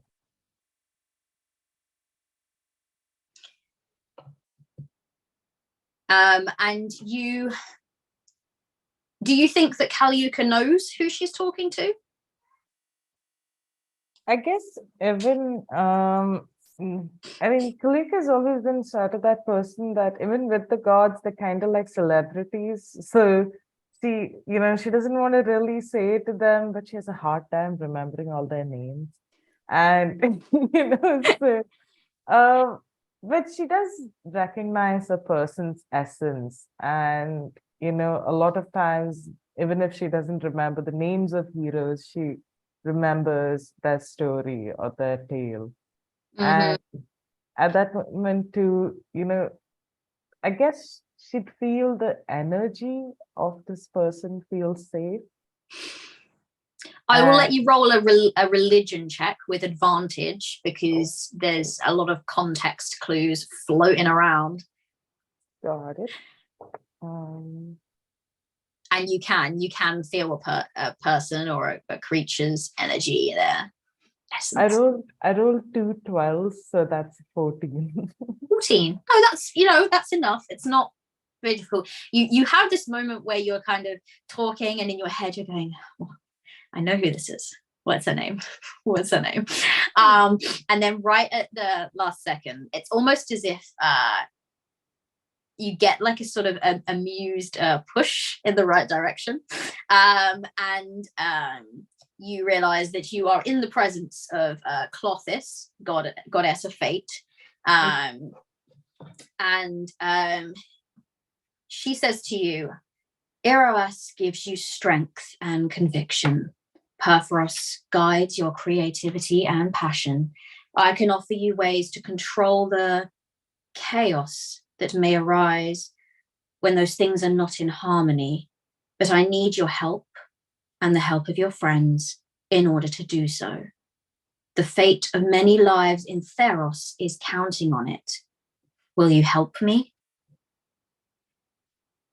Goddess, I don't mean to slight you in any way, but if there are many lives that hang the thread of this balance, and you assured me that none of my friends are there as well.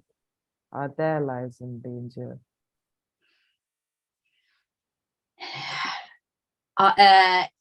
She says, this task that I require of all of you will be dangerous, it is true, but I will offer the best protection that I can.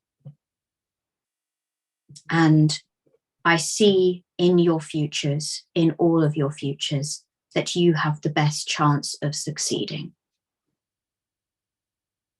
I thank you then for your security, I guess.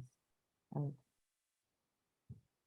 I did, and I was like, I don't know how much you look at us, but I've heard that the gods keep watching us, and we've got a lot of people spying on us right now. Honestly, it feels slightly like we are low-key celebrities, like everybody's watching our moves, planning against us, and we're like, I really thought that this was going to be a very nice trip out on the sea, but the more we encounter things, the more I realize how truly dangerous this trip is. And I love it when Calliope just loses her cool and starts rambling in front of deities. It's just it's just the best thing. But I do definitely feel like we have gotten stronger, and maybe if it was a month ago, I wouldn't be as secure in saying that, yes, we can do this. And I have the utmost confidence in all my companions that not only will we survive, we will save. And that's the reason that these strands of fate seems to have connected us together. Hey, roll credits for season 1. There's a pause, and she says, you have gotten a lot stronger since you all met. You have faced many trials, many tests, some set by myself, some set by your circumstances. But I have faith in all of you, and I know that you will need to get stronger still in order to combat what is coming. And at this point, the floating threads, they begin to sort of swirl together, and they form sort of like an arch, like a doorway. And she says again, "So will you help me?" I will, but on one condition. Could I bring What was- Kai? Could I bring Caillou here next time? I feel like both of us could do like a really cool duet performance for you.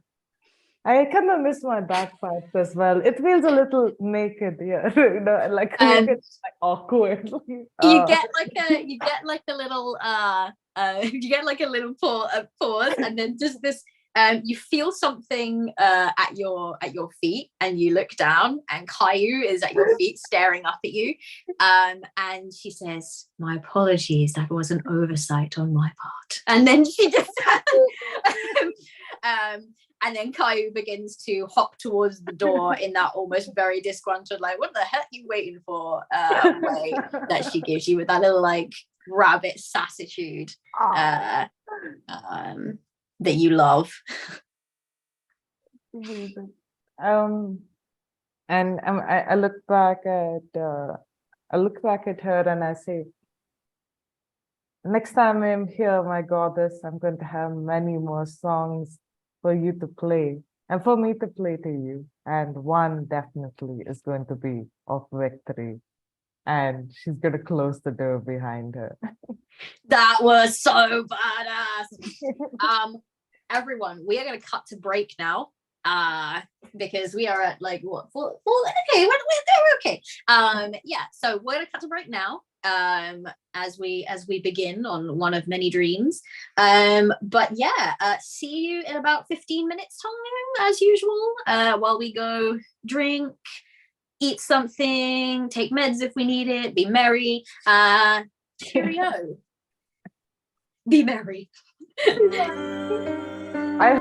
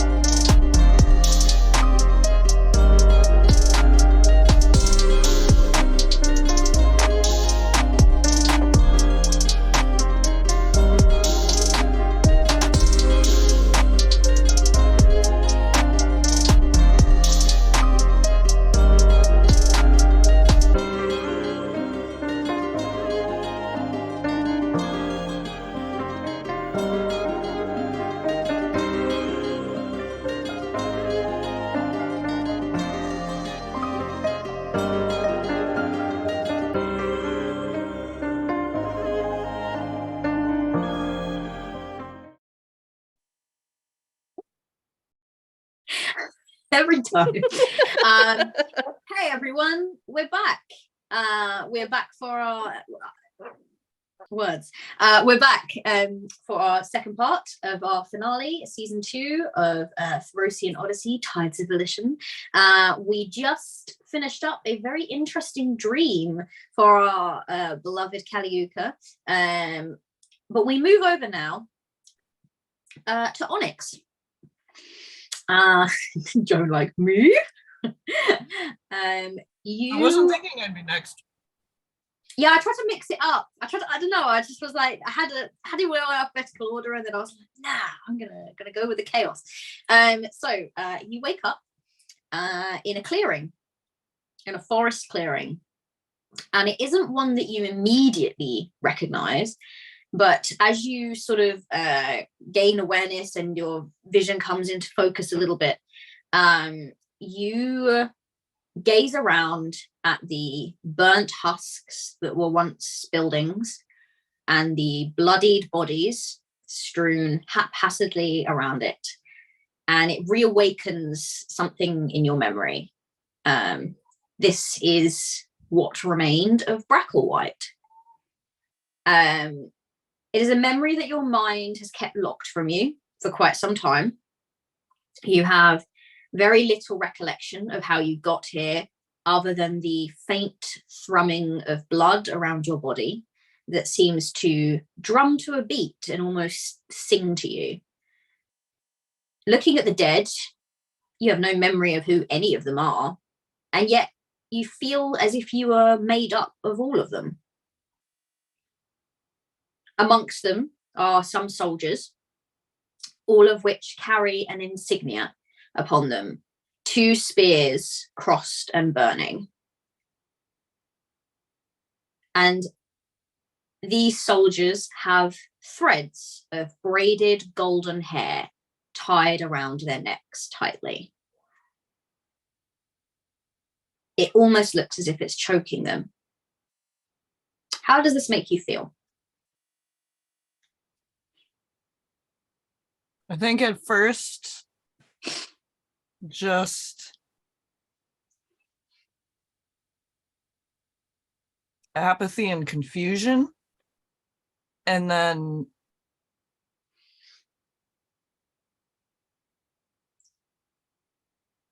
as she sees the bodies and feels her connection to them, anger, even rage, a feeling of impotence, like why wasn't I here? Why wasn't I able to do something to stop this? And then as she puts together the pieces and sees that these soldiers are all uniform, the rage becomes more focused onto them. And then I think in the last moments when she's noticing these golden braids, there's a tinge of curiosity and like the sense that this is a clue or a puzzle piece of some kind. And I think she would go in closer and try to see if there's anything particular she can notice about this golden braid. Wanting to touch it, but also feeling cautious about it. So kind of leaning in. So I think that the roll an Arcana check for me.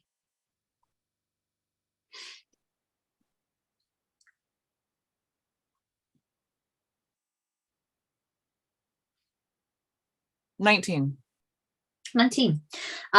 You would, as you kind of got in for a closer look, realize that this gold, it's almost glowing a little bit. There's definitely something very magical in nature about this, and you feel as well that you kind of have this moment where for a second you blink and it's gone, and then you blink again and it's back. These are sort of almost like a symbol it's showing you something. And perhaps previously when you experienced this moment, because this is a memory that you had forgotten, but it is a memory, you weren't able to see these braids. I do believe that Cassian had a very similar dream, and he told Estrella, and I think that Estrella did tell the room when she made it back to Onyx's mother's house afterwards in Setessa. So I think that something about the way that these braids are tight around these people's necks will remind you of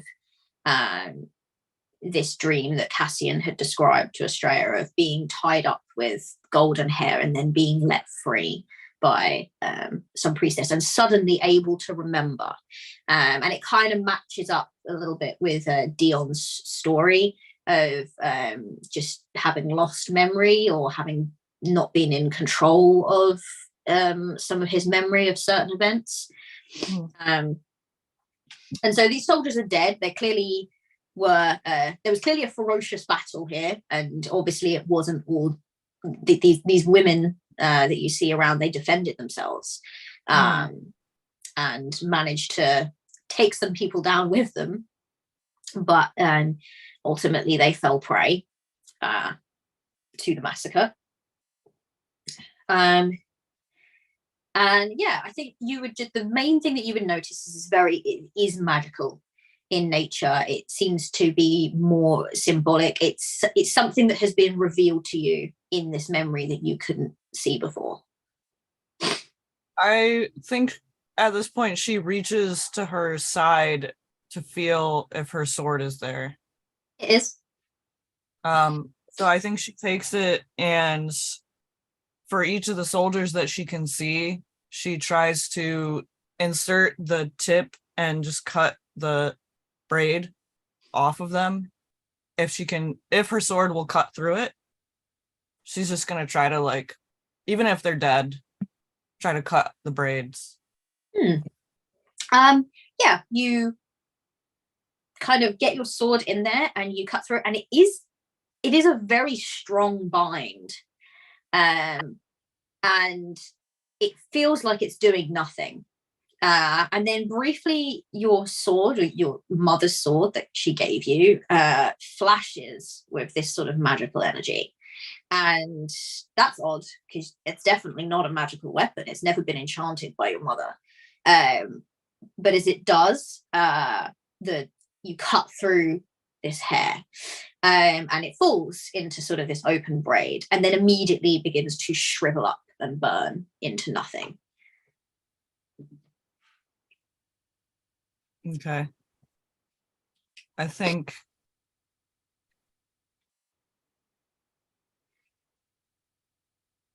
before I cut the last one, I just want to see if there's anything. It looks like human hair, right? Yes. Was there anything distinguishing about it aside from the fact that it's gold? No. Okay. Then I think she just cuts through the last one and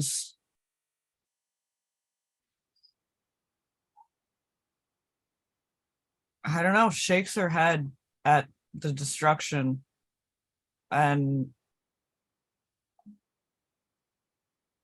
isn't quite sure what to do with herself. And as you kind of cut through the last one, you hear a voice. And she says, "You were created to protect them." As you kind of survey these dead villagers. You were their last song. This was your life's purpose, and it was robbed of you within minutes of your arrival. So, what is your purpose now, Onyx?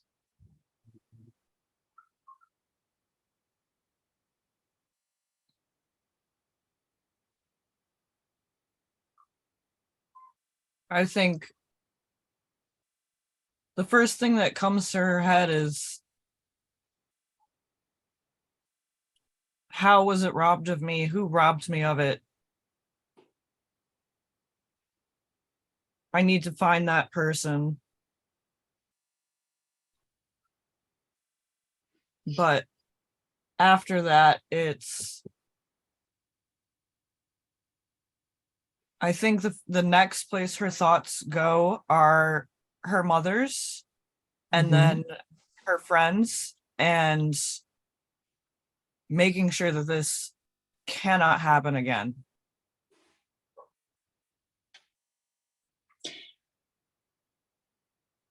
Vengeance, justice, your mother's, your friendship, even Nilia's path that you have set yourself upon. All are beautiful songs to sing in their own way, and they all lead to a rich and driven life when combined. It is certainly not a bad thing to have many things to live for, but it does mean that you have many things to lose. There is a danger that threatens all of Theros and all of those things that you wish to protect. I seek the aid of you and your friends in order to vanquish it. Will you help me? Yes. No beating around the bush with you, I see. There is no other answer to give. Do you know who I am? I believe so. Who does Onyx think she's talking to? Nilia or some avatar of her?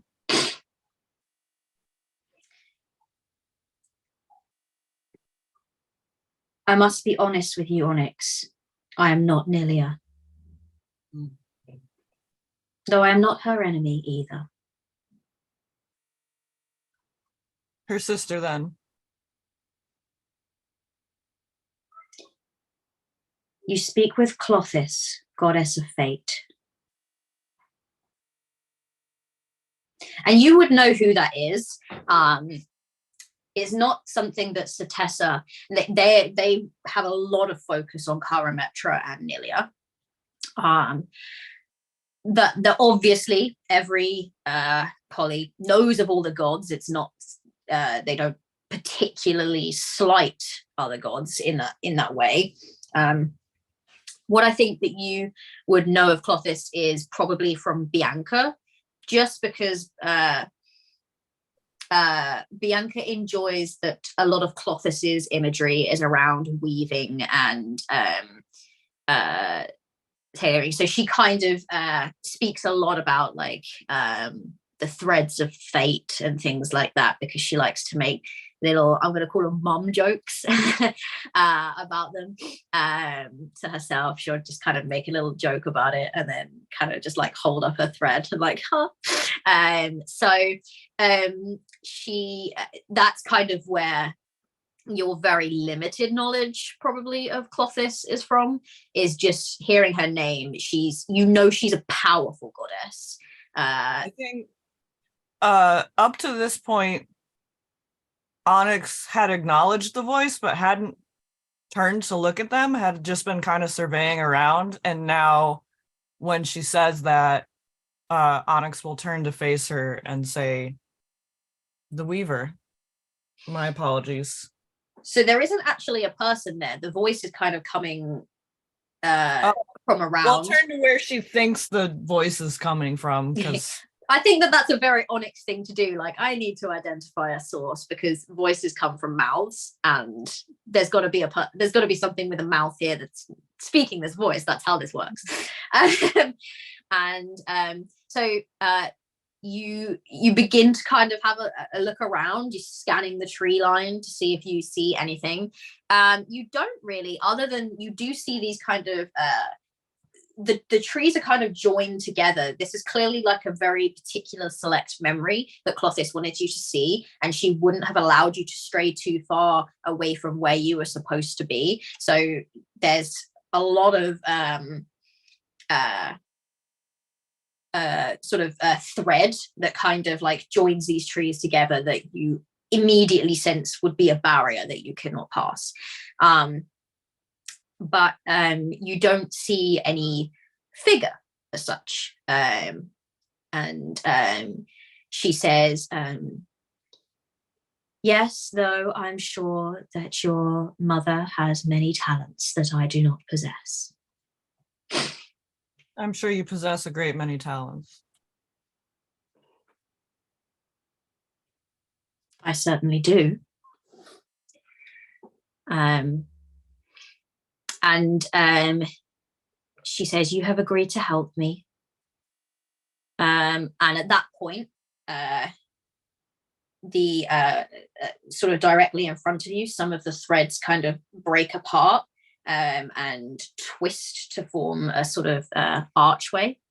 And just in it, again, this memory sort of comes to mind. You can see a shadow of a humanoid figure, and you hear Bianca's voice coming from this doorway. And you hear her sort of these moments when she came upon this horrific scene where she's shocked and appalled, and then she sees you. And you can hear Bianca, and she's saying, are you okay? Are you alive? Are you hurt? Can you come over here? I think in this moment, like, we haven't necessarily played this out, but I feel like in the actual memory of things, Onyx would have been disoriented and confused, and maybe not even fully aware of what kind of language she possessed, and just kind of, she may even have been burnt and naked a little herself. But in this dream memory, I kind of figured that Onyx is her full self. Mm-hmm. So I think what she's experiencing right now is this doubled consciousness of both what she felt at the time that this actually happened, and being able to look back on it with full awareness. And so she kind of just like matches her steps and goes towards Bianca, while in the dream the memory version of her is just kind of what happens? Who are you? And meanwhile, the dream version of herself is just sort of observing with an ear towards what it is that Colossus wants her to notice about this moment. But also kind of savoring the fact that she's seeing Bianca because she hasn't seen her in a minute. And as you kind of head towards her and towards this door, she's standing in this doorway.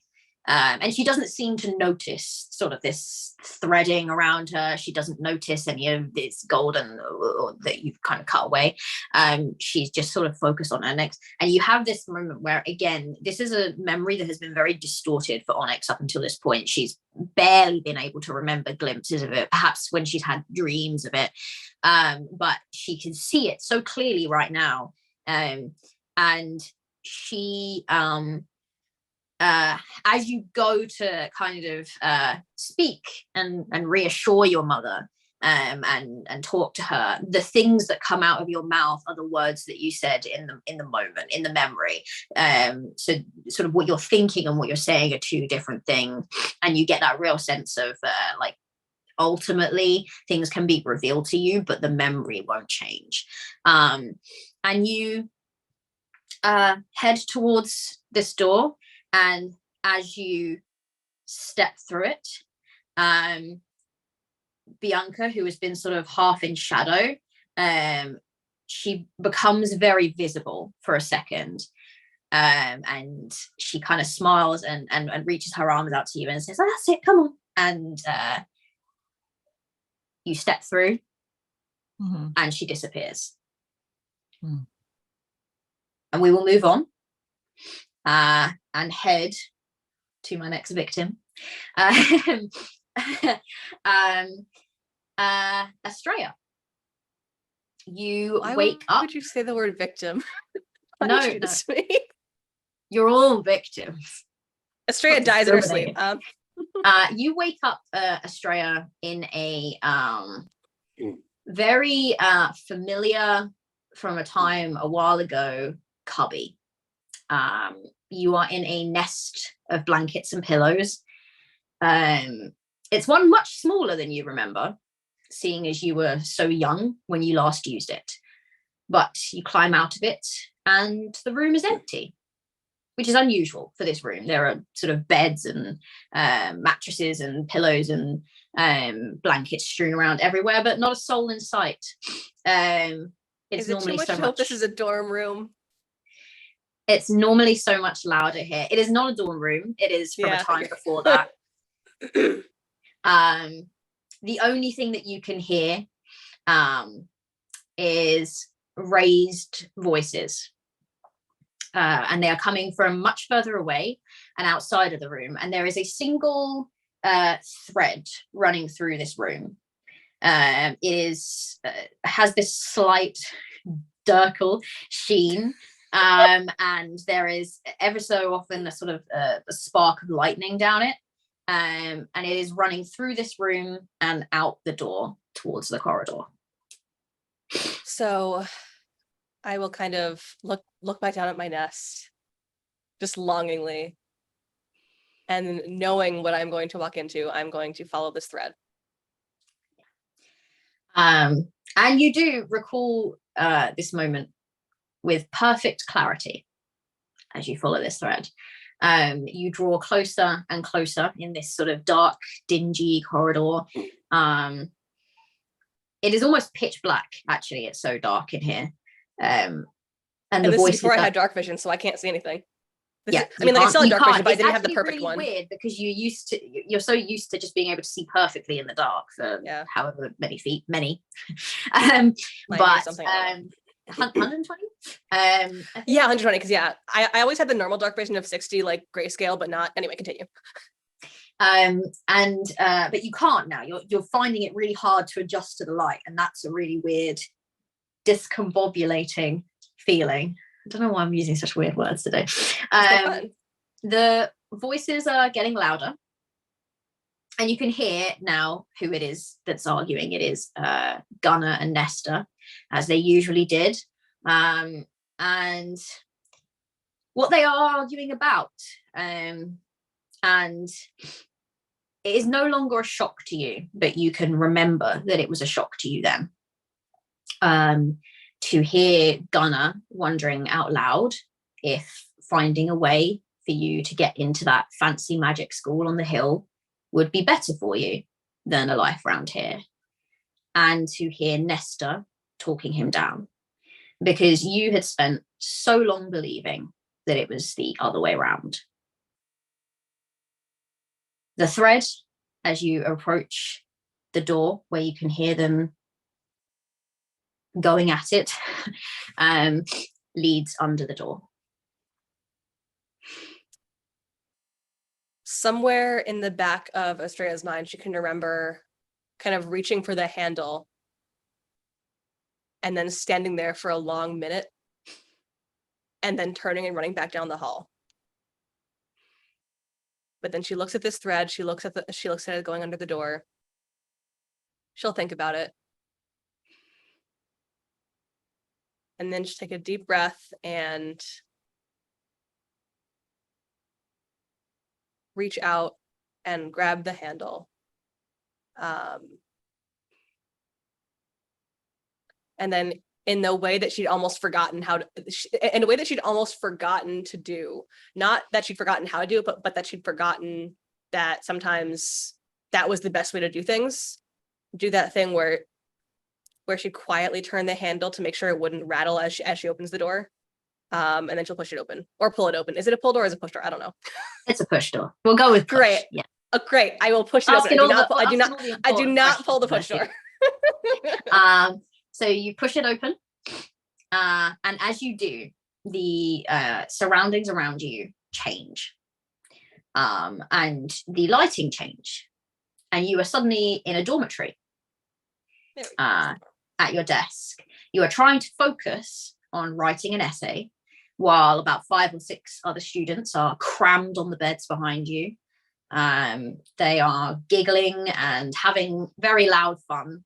And it is exceptionally frustrating, and very they're not thinking of you, they're only thinking of themselves. It's very selfish of them, of course, but also strangely a little bit lonely not being able to join in with them.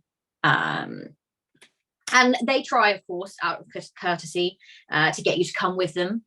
But they are sneaking out to a very seedy tavern, and it is in Gunner's territory. And so it is far too dangerous for you to leave and go with them. So you decline, and you almost feel the way their eyes roll as they leave the room. The thread continues out the door that they've left out of, not even bothering to close it behind them.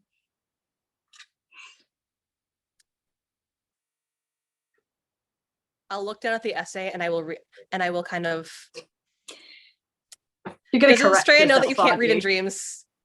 Huh? Oh, yes. Does Estrella know that you can't read in dreams, or is this a weird dream? Does Estrella know that you can't read in dreams? I didn't know you can't read it. Do you know what? That makes so much sense. I don't believe it. I don't believe it because I can read in dreams, but like I don't know. Oh yeah, you can do it. Of course, yeah, okay.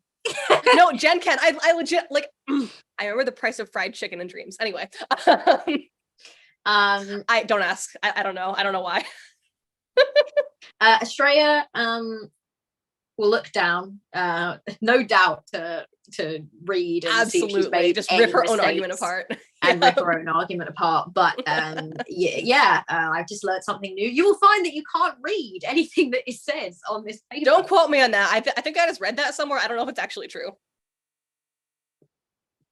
Actually, I'm waiting for Jonah. But yeah, so you look down, and yeah, you can. I will say that you can read. You look down, and you can perfectly see the argument that you have made, and it is meticulous, which is your style.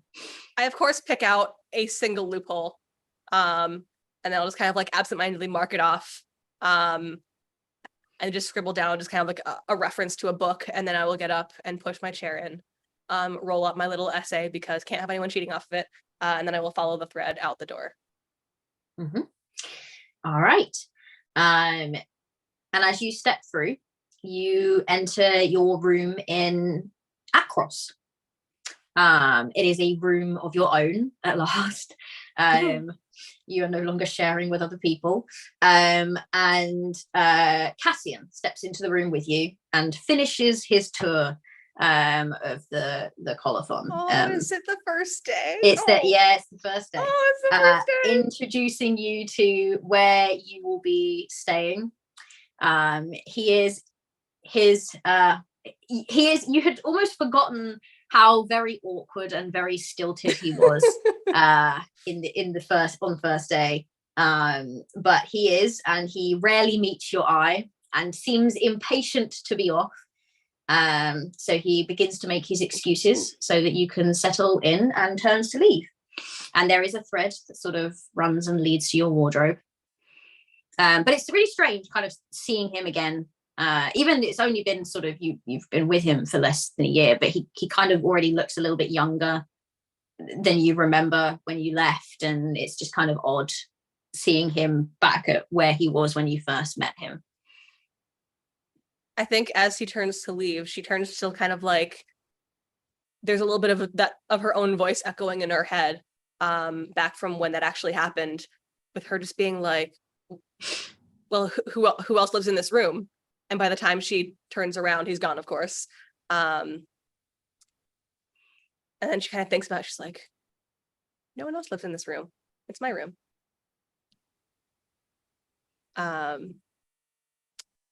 And she remembers closing the door behind him when he left.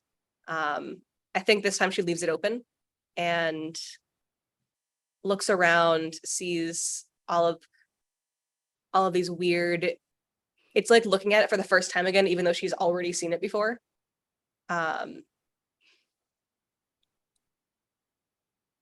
And like, I think her hand will go to close the door, and then she'll kind of think about it and just kind of let the door stay open. And you can kind of hear him making his way down the corridor. I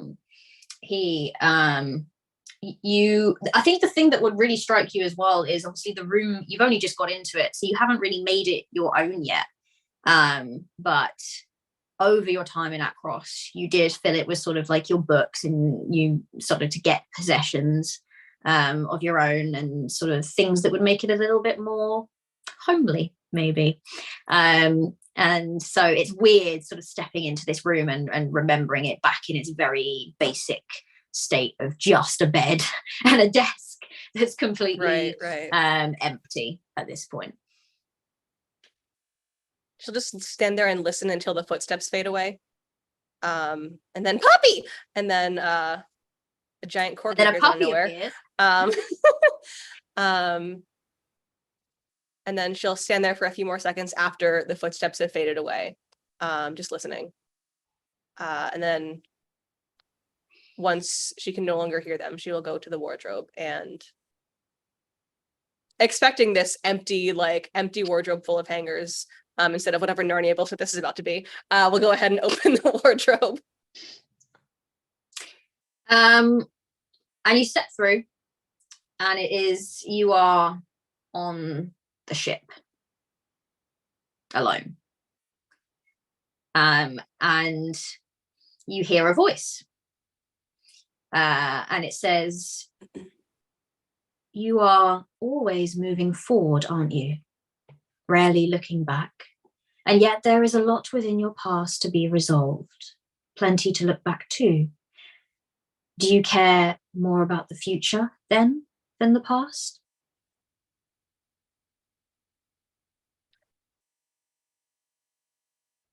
She stops for a second. She turns to see if anyone's behind her. There's no one behind you. The voice always sounds like it's coming from behind you. Oh, yes. She'll look down, she'll look around, she'll look up. And then to seemingly nothing. And she really is not looking either to the bow or the stern. She's looking straight to the side. Because hashtag symbolism. Hashtag symbolism. Look. And she'll just reply to this disembodied voice. Why does one have to be more important than the other? An intelligent answer, but I expected no less from you. What do you envisage for your future?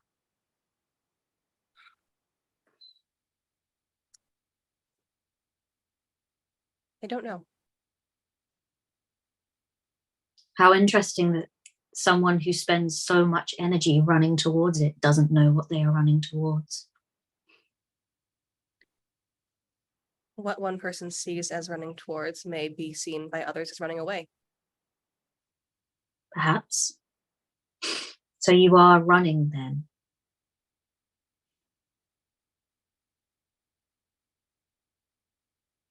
I am chasing down my own path. I just don't know what that is yet. Your answers are getting more political too, I see. You must have picked that up in Akros. Do you know who I am?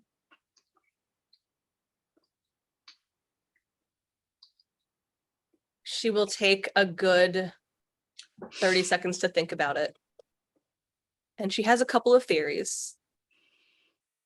but she's also very much not one to confidently state something as fact that she does not know. So she will just say, I have an idea, but I do not know.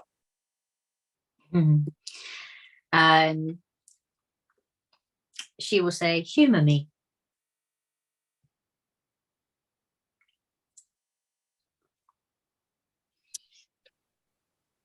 Generally humor Estrella with the roll of the dice. Nope.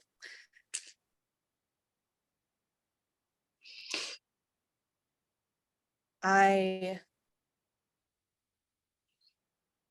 don't like guessing. What did you just roll for? Can I ask? Oh, I just rolled a general intelligence check just to see if I could I would parse say it out. probably you would be thinking more religion, if anything. Well then, I'll take a religion check. Religion. 17. That's not bad. Yeah, this is clearly a deity that you're Okay. speaking to. Yeah.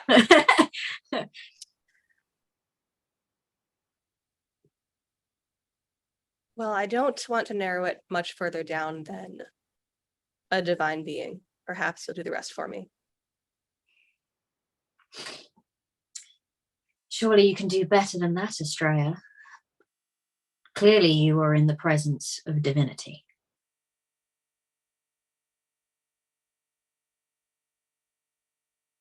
My money, given what we have seen in first the cave, then everything else, these threads, these bits of seaweed that my friend Callista has been seeing. My money's on Clothis. Then you would be a rich woman. Only if I have a lot to bet on. Do you know why I'm speaking to you? I imagine it's something about fate. Straight out here being a sassy bitch. My ass. But you do get like a sense of amusement, if anything. She kind of, I think, expected this from you. She's a sassy bitch. What can I say? And she says, I will posit it to you in a way that will be more comfortable for you. Theros is in terrible danger. Yes. And your friends and you, I require your help to save it. I speak of a scale unprecedented in terms of the lives lost. Does it have something to do with what we are chasing now? No. Or is it bigger? Bigger. Unrelated? Unrelated. Well, actually, I'm gonna change that answer. Oh no! Let me think. No, I'm sticking with what I said. Unrelated. I'm getting too complex. Getting too muddled up in my own DM threads here.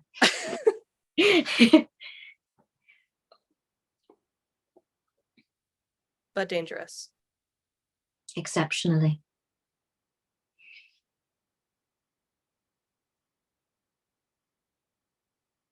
Sounds like fun.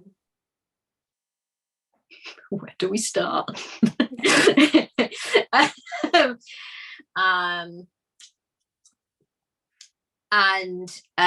You see this thread begin to, it had actually stopped where you stood, but it begins to extend itself and wind its way down the stairs. And she says, well, then help me. She'll kind of look at this thread for a long moment. She'll kind of move toward the opening, and then she'll stop right as she's about to cross into it. if I make this choice,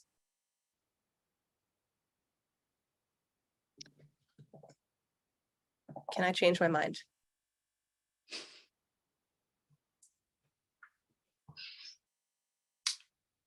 You can always change your mind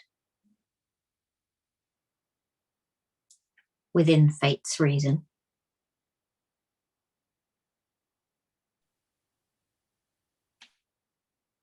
I'm not going to change my mind. I just was very curious to know what you would say. Then she'll walk through it. All right, so you walk through, and we move to Callista. You wake on a beach in Miletus. The sun is just beginning to rise, and nearby there is a figure sitting with pink dusky skin and silver braided hair, and she wears a blindfold. But she seems to be watching the ocean with some interest. Do I recognize her at all? You do. It is the woman that you saw on the tower that summoned the lion. It is the priestess that was described to you by Bianca that posed as a priestess of Farrakha, but you all worked out was a priestess of Clothis. I'll walk over and sit down next to her and just gaze out at the sea also.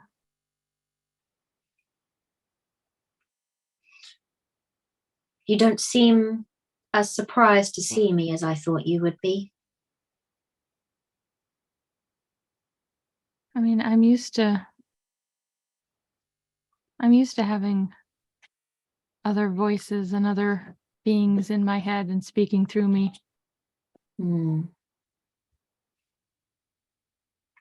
Strange dreams, I suppose, are not alien to you. No, although it is interesting being out on my own and learning to find my own voice. Yes, how are you finding it? It's interesting. All my life, I've always had other people speaking through me. No one has cared about what I had to say, only what the gods were saying through me. And I like having my own voice. Good.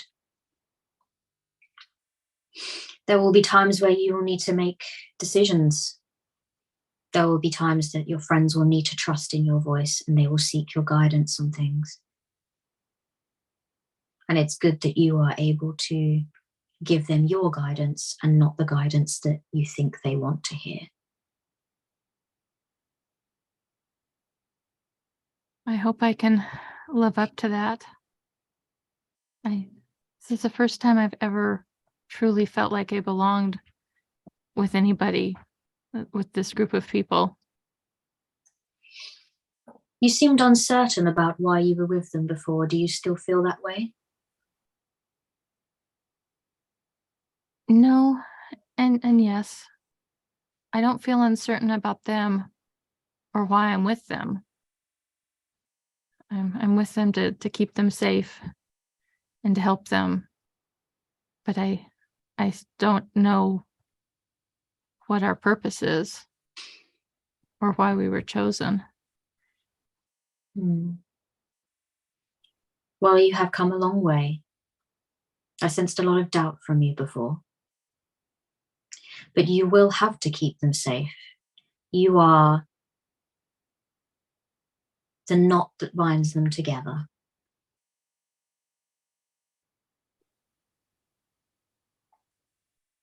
I will do my best. Even for Eva. Even for Eva. This is becoming a catchphrase. Even Eva. She frightens you because you cannot hear her.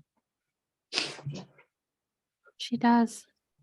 I'm used to being able to read people, know to know what they expect from me. And with her, she's a blank slate. Well, Krufix has afforded her many protections.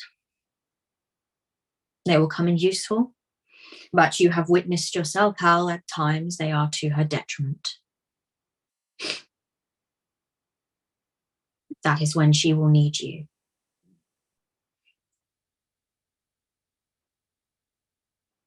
I'll be there for her. I'll be there for all of them. I know you will, Callista. Do you understand why I am here?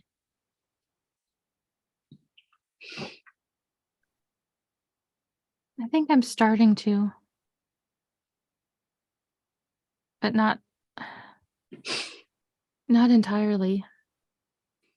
You want something from us. You need something from us.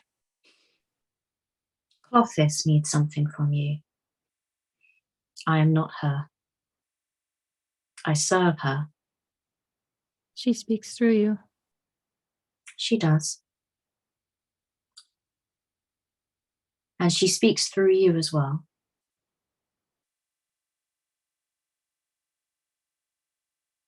I think that might take Callista back just a little bit. I sense you were not expecting me to say that. I always knew I didn't fit in at the temple, at Afara's temple. But she was the goddess that I grew up with. And I was told I served. So when I heard the voice speaking through me, I just assumed it was her.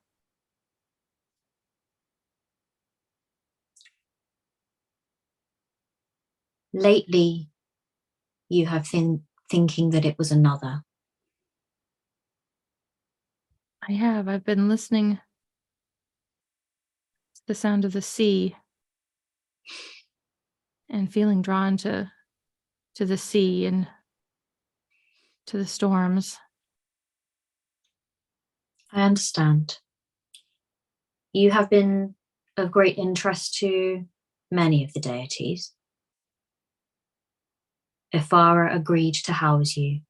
Thassa agreed to provide you some of your powers, but your visions come from Clothis. That was the agreement that they struck. How am I supposed And to find... you remember back to some of the visions that you've had in the past, and you remember seeing this seaweed sort of dangling from the sort of arena and from tree to tree, and the sound of the ocean. And it's like the memory is readjusted in your mind, and suddenly the seaweed becomes threads, and the sound of the ocean becomes the sound of a spinning wheel. And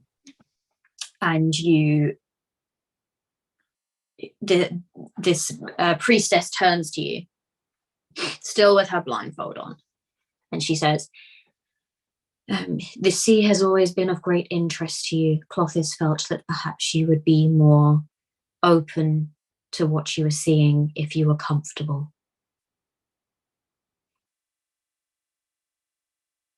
It feels like you want me to have my own voice, but there's so many goddesses in my head. How am I supposed to trust my own instincts?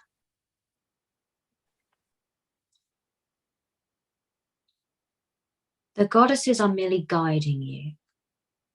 It is you who must learn what to do with the information. But you have a goddess of fate itself, and you can use that to protect your friends and the people of Theros. Well, protect my friends, and if protecting them helps the people of Theros, then so be it, but I'll protect my friends. As I expected. Theros is in an inordinate amount of danger. on a scale unprecedented until now. Your friends are at the center of it. Many of them have already agreed to help, so they are now in danger too. Will you protect them? I will. All right. Well, and she gets up and she begins to wade out into the sea towards a sort of rock arch. And she gets to it and she holds out her hand. I'll reach out and take her hand and follow her. And she pulls you through.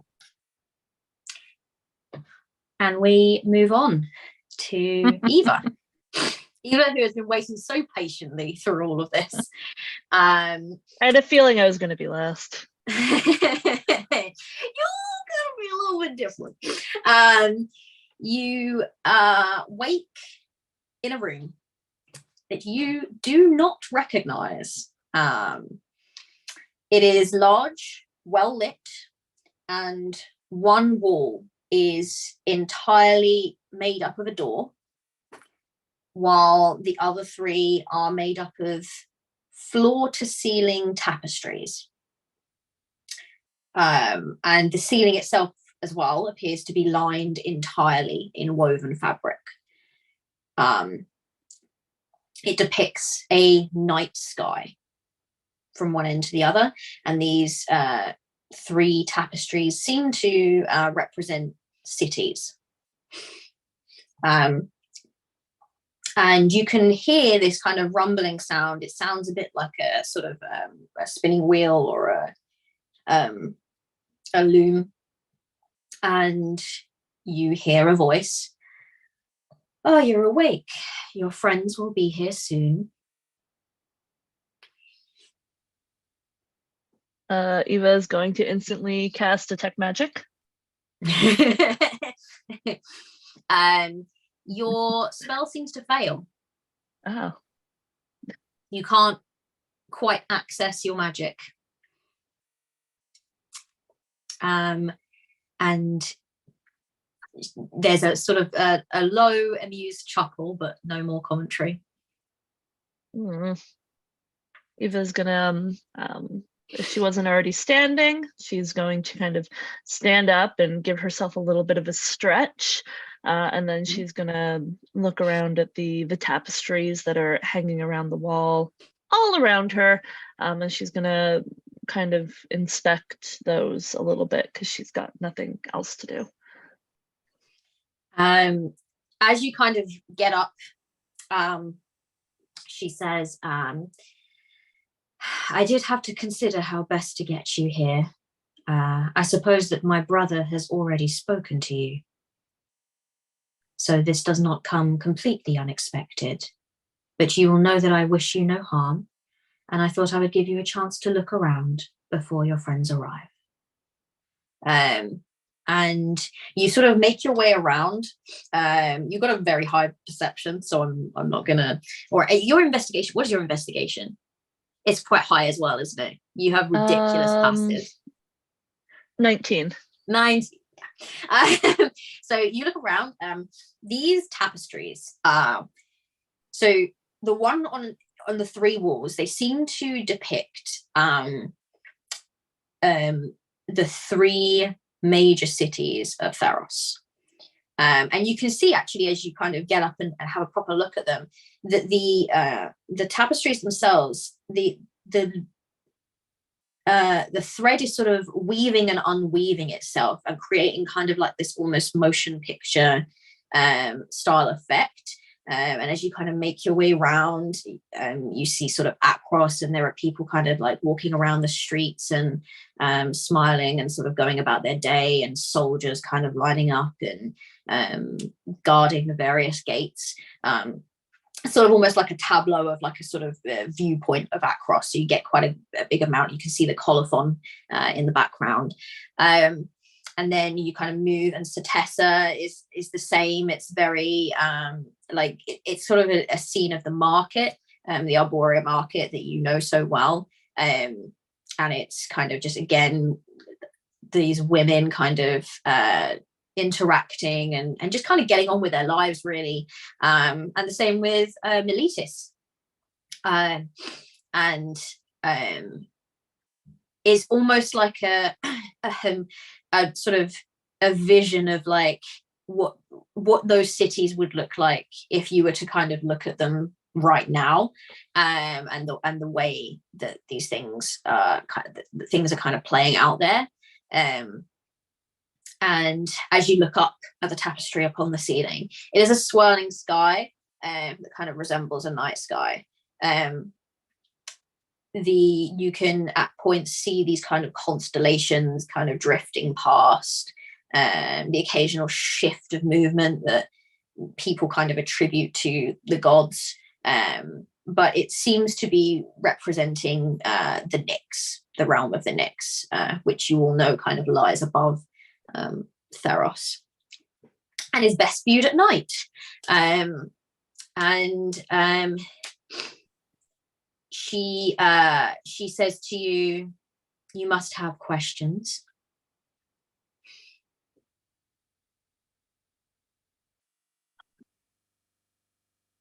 What are you looking to accomplish? You know the story of Xenagos. And you will.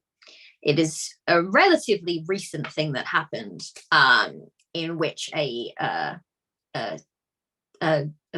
satyr by the name of Xenagos attempted to and succeeded in ascending to godhood. And when he did so, the stories tell that Crufix was so terrified that this was allowed to happen and that someone had accomplished this and had spread discord. Interestingly, the only deity that saw it coming was Nilia. Her very suspicious nature made her immediately realize that something was wrong. And interestingly, our good friend Heliod didn't listen to her. But Xenagos ascended, and Crufix forbade the deities from continuing to play their games with mortals and reach out to them and grant them boons and curses until they had got their houses in order in the Nyx, essentially. So until they had banded together to defeat Xenagos and to bring him down, because he had ascended with a very villainous intent in mind. He had become a god of revelry and chaos and discord, and that is what he wished to sow upon Theros. And that is what they did. And what it meant was there was a period of time where oracles were not receiving visions. Those that had been blessed by the gods could not access their powers. There was a period of time where Theros felt that the gods had abandoned them. And it was because Crufix had silenced this connection. And then they defeated Xenagos. The silence was withdrawn, and the gods were once again allowed to interfere with mortal lives. What happened as well, as Clothis will explain to you, is that she was also troubled by this, and she made a decision. Her entire duty up until that point had been to guard the gates of the underworld, to specifically against the threat of the Titans.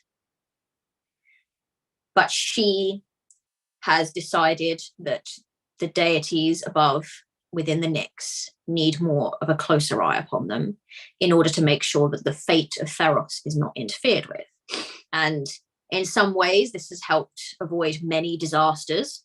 But what it means is she cannot as easily keep an eye or stop the Titans from eventually releasing themselves from their prison. and there is a sense of inevitability about it. And I think it is at this point that probably all the rest of you will then walk through the door. Eva's already made herself very comfortable. She's just looking around. She's just listening, almost. and the goddess kind of is just finishing her story, and then goes, "Oh, I probably should have waited until they were here before I answered that. I'm going to have to say all of that again now, aren't I?" Probably, yeah. Say what again? Onyx says. Yeah, you all walk into this room. There's these tapestries all around, and you would probably all immediately recognize, or not immediately, but after some kind of looking around at them, recognize that they are obviously supposed to be the sort of various different cities. And Clothis will re-explain to go on, Jen. I was going to ask, is there anything particularly spicy that I notice with a passive investigation of 23 about these tapestries? That they are moving. Cool. Yeah. Other than that, not really. They very accurately depict the various cities that you have come to know. But you don't, what I mean is you don't recognize anyone within them. Mm-hmm. At that point. So is that the spice you're looking for? So, no, I was just vaguely curious to see if like Tessa had like spider webs and shit. No, you don't notice anything. It seems to be that they are all at peace and nothing is going wrong currently.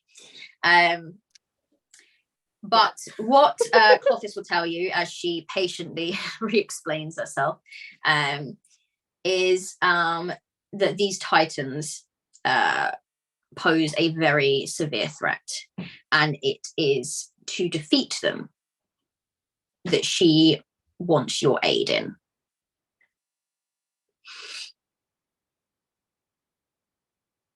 Okay.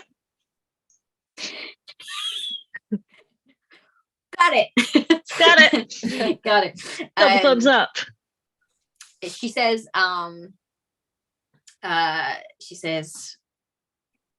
I expected a little more of a challenge from you, Eva.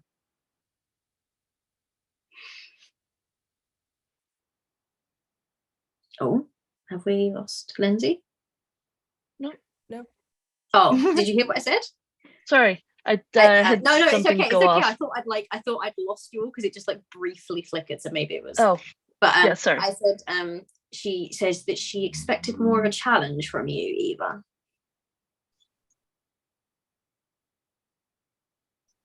I don't see a reason to challenge this. It seems like it's a valid concern. But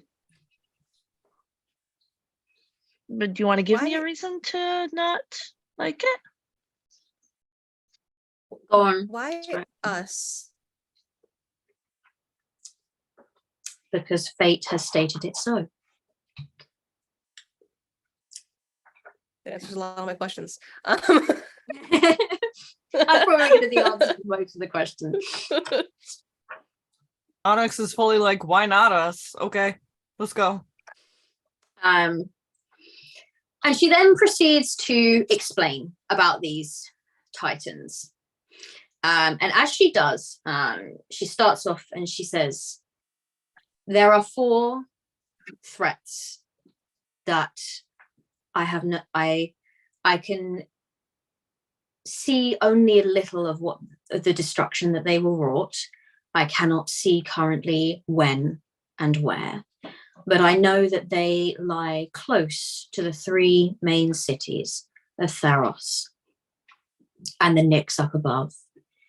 Flage is the titan of the burning wind, and at that point, the tapestry of Akros, you will see you can see this beautiful tableau of Akros, and in the background, there's these just sort of like Akros has a couple of like volcanoes that lie nearby, just a couple of active volcanoes that lie nearby. And they've been kind of quietly smoking in the background. But it is suddenly as if this tapestry is kind of consumed by a vision of the future. And you see this sort of like burning hand pull out of the volcano. And as it does, lava and fire and wind just sweep through the streets of Akros, destroying its buildings, taking down its walls. You see people running and screaming for their lives and then just sort of becoming cinder and ash. And she goes on, and I imagine those of you that live in Akros look on in horror. She then goes on to talk about Croxa, the Titan of Death's Hunger. And in Setessa, you watch as all of the plants and the flowers that are kind of around and about begin to wither and die. And a sort of passing animal is suddenly crumples and dies upon the ground, almost as if it's had its life drained from it. And the skeleton that is left becomes feral and dangerous, and people are running and screaming. Very, for those of you good with magic, necromantic stuff going on here. I was literally just typing Blight Necromancy Setessa. Like necromancy. And it's kind of like a plague. That. It's kind of like a plague that just sort of spreads across Setessa as people run and desperately try to get away. Euro, the Titan of Nature's Wrath. Meletis is suddenly beset upon by a tidal wave of proportions unlike anything ever seen. And the people run screaming, but soon the streets are flooded, and you watch as the temples are destroyed and everything that Ephara has worked so hard to build is gone and obliterated within an instant. And she says, all of these are dangerous, but the most dangerous one of all is Scotha, the Titan of Eternal Dark. And you all look up and watch as each of the stars within the Nyx begins to blink out one by one. I will require your aid in defeating all of these. You will get stronger. This is something that you can handle.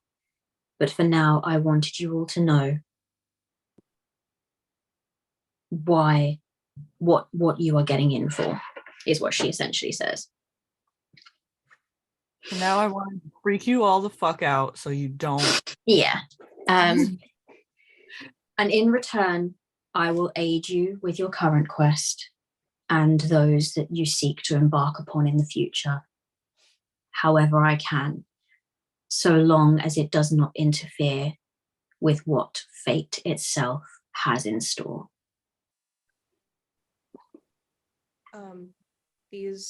These four titans, do they have agents in Theros like you have us? Possibly. Do you know how we will know them? Aside from a knife in her back? Currently, no.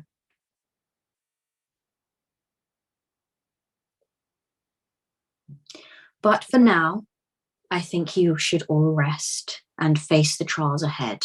I don't feel that this is something that will happen immediately. All I ask is that when I call for you, you come.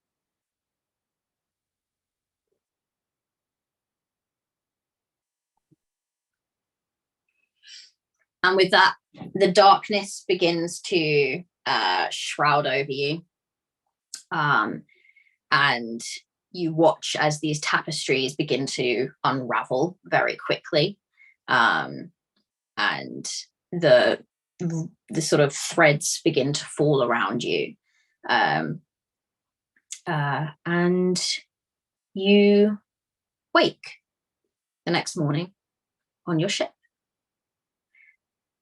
And we shall leave Theros and our Odyssey there for now. And there lies the end of season 2. I hope you enjoyed. We have run just a teeny bit over, so I will get everyone to really quickly go around and introduce themselves, and I'm going to say a few things about what's coming up on Girls Run These Worlds. Got some really exciting stuff, and then we will head away, and perhaps you will see us another day, but we will see what fate has in store. So yeah, that was good, wasn't it? Jen, I'll let you start. Okay. Hello, friends. I am Jen. Real brief. I have been your half-elven wizard, Estrella, who is now very curious about all of this shit. I can be found on Twitter at JenBurb. I don't do a whole lot other than Girls Run These Worlds, so I'm just gonna end out with saying, "Hey Siri, play Orinoco Flow by Enya," I guess. Wait, don't actually. Shh. Good job. Joan, you're up next. Sorry, now I have Orinoco Flow stuck in my head. I'm Joan. You can find me as the Rogue Senna on all the social medias. In between now and the next time you see me, I'm just gonna be creating a tiny human. Hooray! Also, Onyx woke up in the morning and was like, "All right, who fucking spiked that wine last night?" Yeah. Did anyone else have a weird dream? Yeah. Was it what's her face? That kid, the little boat kid. I can't remember her name right. Sorry. All right. Kumi, you're up next. Hello, I am Kumi, and you can find me at Kumi Curiosities. Honestly, I'd just like to say it's been fantastic playing out like everyone's Greek fantasy with this adventure right here. And when I heard Titans, I was like, yes. So really looking forward to our next big adventure together. I've just noticed that our lovely producer has put up our little character art, and I like feel a bit emotional now. Yeah, this is the party, everyone. Cry. Anyway, yes, let's move on to Lindsay while I try not to burst into tears. Hello, everyone. I'm Lindsay. You can find me on the social medias as my dogs bark in the background, as Chunky Chickadee, with the last E being a 1.